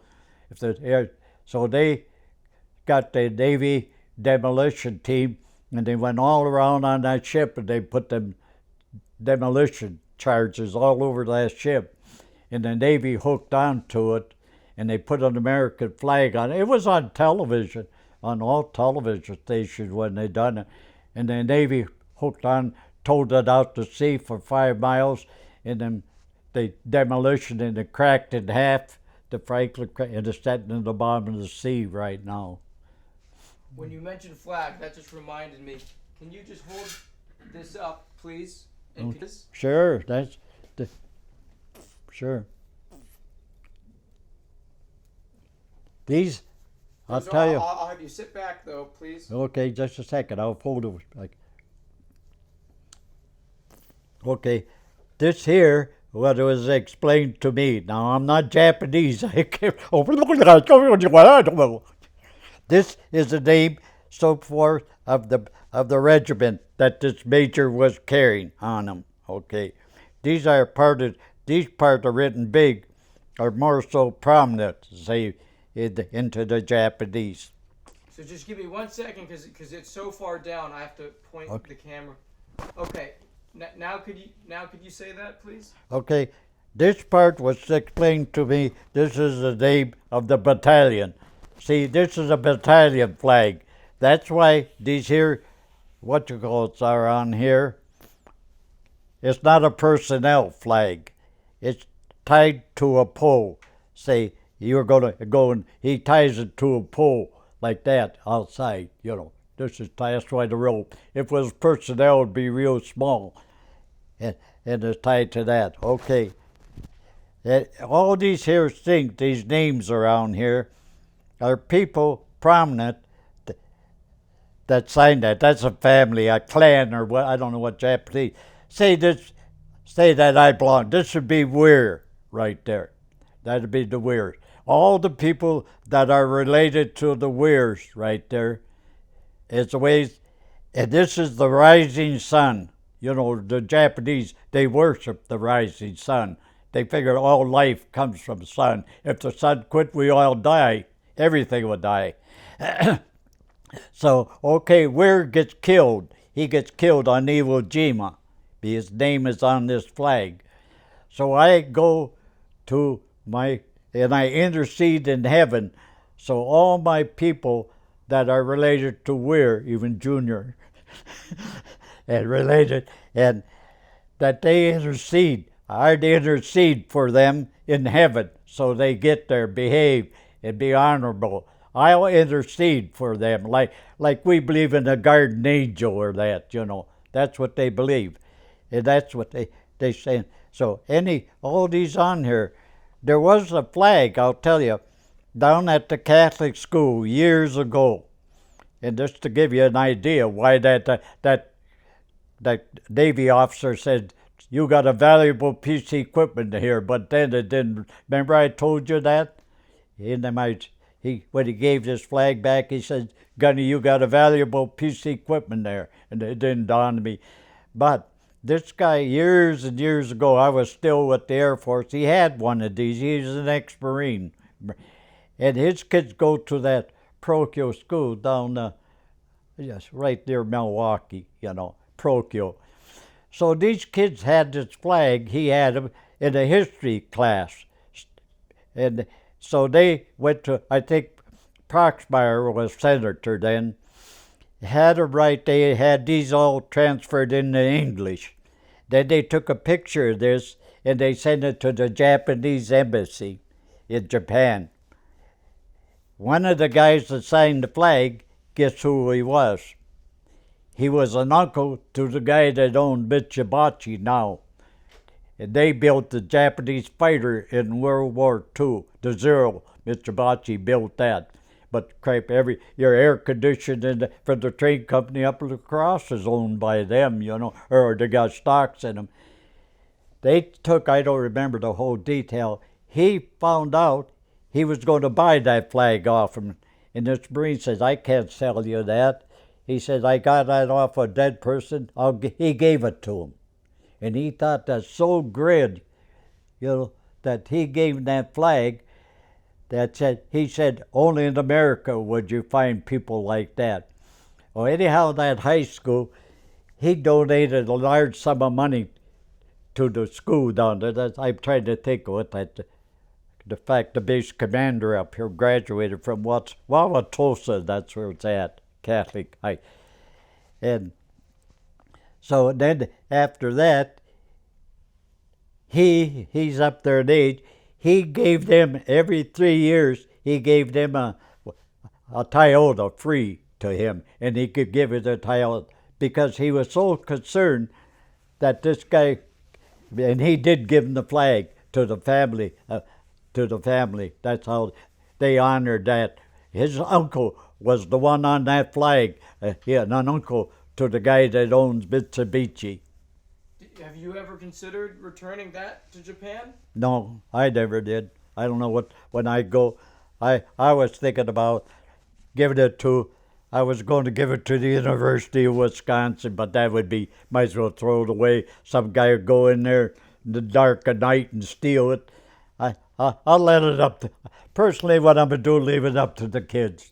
Whatever they want to do, I'm not going to get involved. I had it already with a person in the family, had people coming from UW to interpret for me, but it fell by the wayside.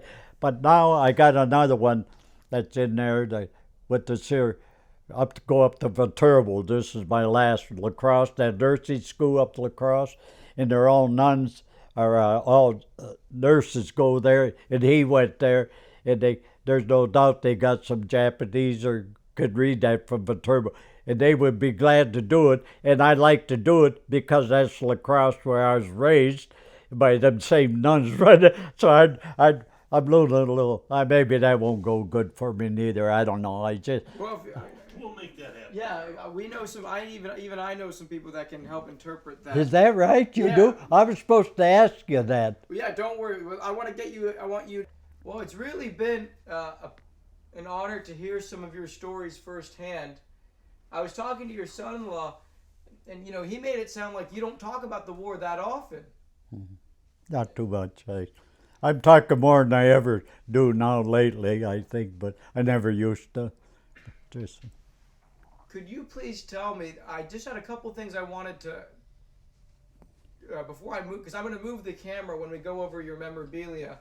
But before we do that, when you were in action, did you have any experiences using grenades? no, never fired a grenade in my life. Because the rifle I used, I could fire with the rifle, and I never used that.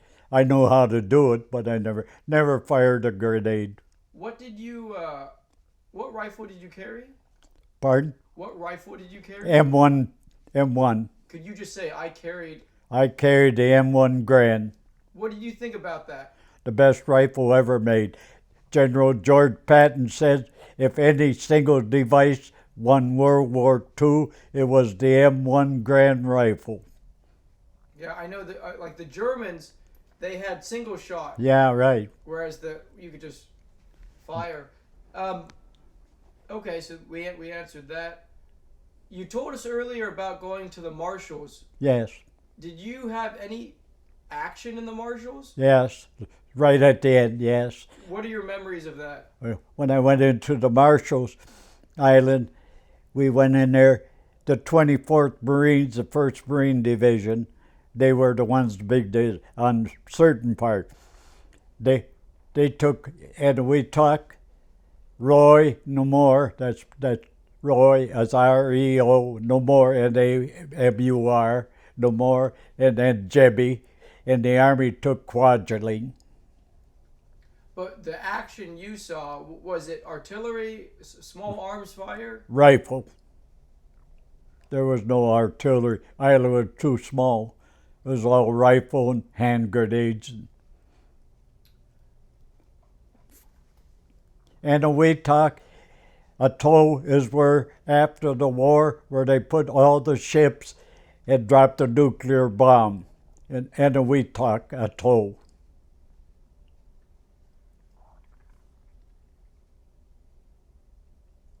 I think you've. I guess the only other thing I have before we get to the memorabilia, did you end up going into any of the caves on Iwo Jima or Okinawa? Real close. I went down one cave on Iwo Jima. It was, I'm trying to think what brought us there. We went down there, is where the Japanese were. I'm trying to really reminisce on it. And we went down there in that cave. This is quite some time. And the Japanese pulled out of this cave, and they had an office in there. They lived in there and everything. They slept in there, in these crevices, where they used to. Iwo Jima was totally undermined, just like you see in Madison now with them, And then when we went down there were still desks there, and where these Japanese generals stayed, and then off to the side, there were other little crevices where they mined sulfur and that. And when we went down there was 2 or 3 dead Japanese laying on the floor, where somebody must have threw a hand grenade down there and killed them all. That's what they used to do down them little vents. All these were little vents. They had to have air down there. So the Marines would just drop a hand grenade down there. We went down there, and it was pretty secure to see for ourselves. And then we went down in one of them caves or crevices down there. Thank you so much for sharing that. Is there any? Tell us the story from the beginning, as if we don't know anything about what that is, how you got it. Okay. You're right. This is some sand right from Iwo Jima. It's the pure sand. It's just like coarse rock. And it gives you an idea of the sand, how the whole island. This is remnants of when they used to mine sulfur. This is the remnants from the sulfur when they mined it on Iwo Jima. That's why Iwo Jima, some places, it's a foot or 2 feet thick. And that's why on Iwo Jima, it was so hard to dig a foxhole. You dig a foxhole, it'll cave in on top of you. And this here stuff here is just a good example of the powder on Iwo Jima, right there. That's what it is. This is actually from Iwo Jima, this here right in this glass. I couldn't go when they visited Iwo Jima, but the individual was on there, brought me this home, because I couldn't make it from Chicago. I think it was, if I remember who brought it now. But that's actually Iwo Jima property right there. But I think you said you were in hospital wounded? No, I was sick for something. I think I tried to think if I had a bypass or what I had. I can't recall why I couldn't go, but I was all scheduled to go. And they took a bunch of them there on 130 aircraft. Oh, this is after the war. Oh yeah, this is way after, yeah. This is like a trip to Iwo Jima. Yeah, right, that's right. This was like a trip to, and I couldn't make it. And this, I think, there's a friend in Chicago really was team. Another sergeant in my outfit, his name was Dan Rossetti, an Italian boy from Chicago, Don Rossetti. His dad was, I won't say what about his dad. Well, you've already started now. Yeah, but his dad belonged to an organization that I didn't want to belong to. Let's put it that way. But he was really a nice person. And he went to Navy Pier in Chicago with me too. And I went home one time. I went home when I was at Navy Pier to go to Mass right there in Chicago, local.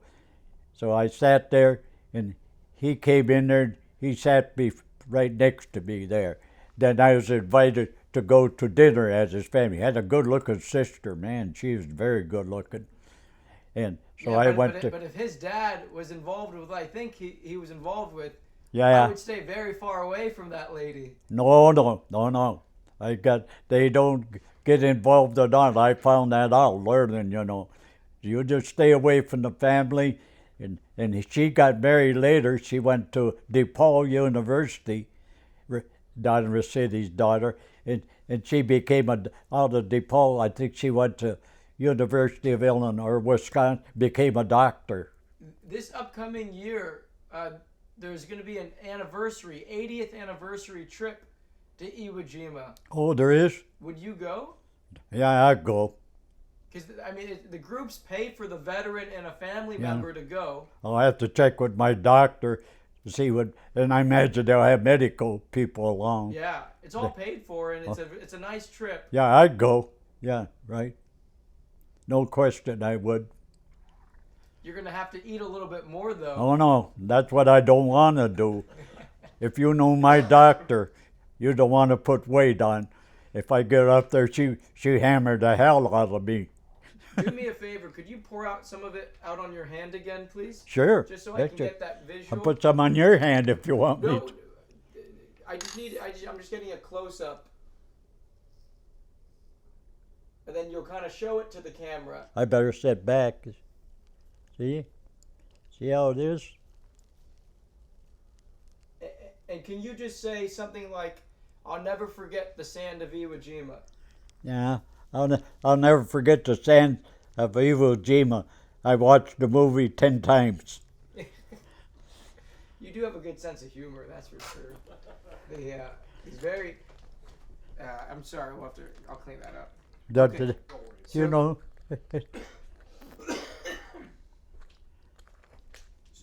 I'll help you with that, sir. So that was great the way you did that. And all we have to do is just 2 other things. Yeah. And we'll get. Yeah, plus you want to get pictures of the flag and stuff outside. You wanted. You said you wanted. Oh yeah, that's really secondary. There was a funny. I'm trying to think. It goes over that handle. What am I trying to do here? So I just need you to. Yeah, that's how it goes, like that. So, Mr. Wier, if pretend I don't know anything about that. Okay. Could you explain what it is, how you would use it? Okay. But make sure to mention that this is your actual kit from World War II. Sure, okay. Whenever you're ready. Okay, I'm ready. Oh, Go ahead, Carl. yeah. Oh. Whenever. This is my actual kit from World War II. This is my table, my dinner table, my breakfast table, and my supper table. It's stainless steel, and I have the fork and the knife for it right there. And after you go get done eating, you put these here all together through that there, and then you put your silverware together like that, put it together, and then you get done eating, then you go to the can, got all the soap and water in, and then you spill it up and down like that to wash it off. When you're done, you take it, and like I did after a while, I take it, clean it after. You go through 3 different barrels, got soap and water in. Then you take it out there, and maybe once a week I would take it with a little light sand, and I clean it off with a little light sand or whatever, keep it clean. When I joined the Marines, and when I was sworn into boot camp at San Diego, I was issued, this was one of the first things I was issued. I carried it all through my schools. Every time I went to school, Navy Pier in Chicago, when I went overseas, and I ate 90% of my meals out of this here, right here. It's not too bad as it sounds. You go through there, and you go to the chow line, and they put your food, some in here, some they put in there, some in there. And here they would mix it, all mix it up and whatever. Then you'd eat, take your fork here, and you'd eat, with it. And then when you're all done, you'd fold it back up like that. And you fold it back up, you put the handle over, close it, then you put it in your pack on the back. You carry it in your pack, right on your back, or on your pocket back here. Along with this came a canteen. I don't have it, and that's where you carried your water in there, in the back of the whole bottle of quart. Sometimes if you had plenty of water around, you carry your water in there, and then you dump it in your helmet and shave with the water. It worked multiple purposes, but I don't have that goes part with this here. And this here is stainless steel. I wrote on the back of different bases. I stopped that, but you can't see it no more. It's kind of wore off, But if I ate one meal out of there, I ate 10,000 meals out of there. One meal for every lake in Minnesota. Yeah, yeah, but that's right. That's right. Yeah, and I tell you, it's just what they had. It's kind of a simple thing. But you got to look at World War II. It was a great thing to be able to have that and get your meal so go through chow line, Of course. Do you feel like they gave you a fair amount of food each time? You could have all you want as long as you didn't throw it away. You could have all the food you wanted to eat, was in there. And where's your food? You didn't get a kitchen. They had all these heaters. The Army still uses them a lot in the Marines out in the field. And they just pick them up and fold and put them in the back. They're heaters and soup and everything. They're different ranges. And you got to remember, they didn't have mess halls. These were just places out under the trees. You ate, you didn't have nothing. In World War II, you didn't have no church. Everything was under the trees mostly, where you worshiped, where you ate, and where you slept. You carried a half shelter on your back, and then a roll to paper. When you fully rose with your rifle, your ammo, your pack, and everything, you had 96 pounds in your backpack. That was the weight you carried, 96 pounds. You have a complete change of clothes. 2 shorts, 2 stockings, 2 undershirts, and this and that. And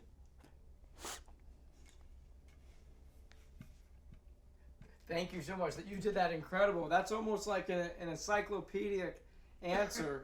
If someone looks up, what was a mess kit in Mess World War kits, II. yeah.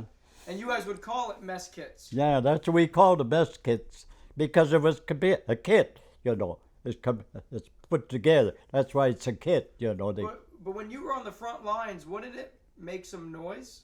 No, either you carrying it in your pack or that, or if you knew you were going to go on a little, you'd drop your pack and leave it there. And people think out there you're never going to be 200-300 miles away from your.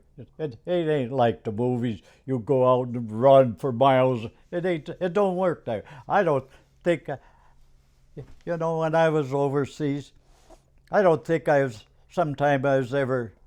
When the enemy was up there, I knew they were there. They knew I was there. But the island's small. It ain't like Europe, where you're marching for days and days to find somebody, open country. You're living right together there. Perfect. Album, and then talk about the 2 photographs, please. Okay. Whenever you're ready, sir. Okay. Here's my photo album night from World War II, and here's 2 pictures. Kind of remind me of myself. There, on this picture, this is my tent I lived in because I was a staff sergeant or gunny sergeant. I was entitled to live in such a nice place in New Zealand like that. It was pretty nice. We had wooden floors, and 6 of us lived in there together, had a lamp up there hanging from a cord in there. And then this is where I was a rifleman. In that taking the same thing right there on the sidewalk there. And that's my M1 Grand rifle that I was carrying right there. See how nice and slim I am right there? Boy, them days were really good. I was slim as if they could only be now. Oh, boy. If you could just hold that up a little bit, please. I'm going to take a close-up. Okay. Yeah, just tilt it down, please. Tilt it down. Tilt it forward. Forward, yeah, sorry. All right. That's Hollywood right there. And just use your other hand and point to the Hollywood, please. This is Hollywood, where I lived in New Zealand. We called that Hollywood because they're nice buildings like that. Outside, we didn't have no sidewalk, but that's all right. Perfect.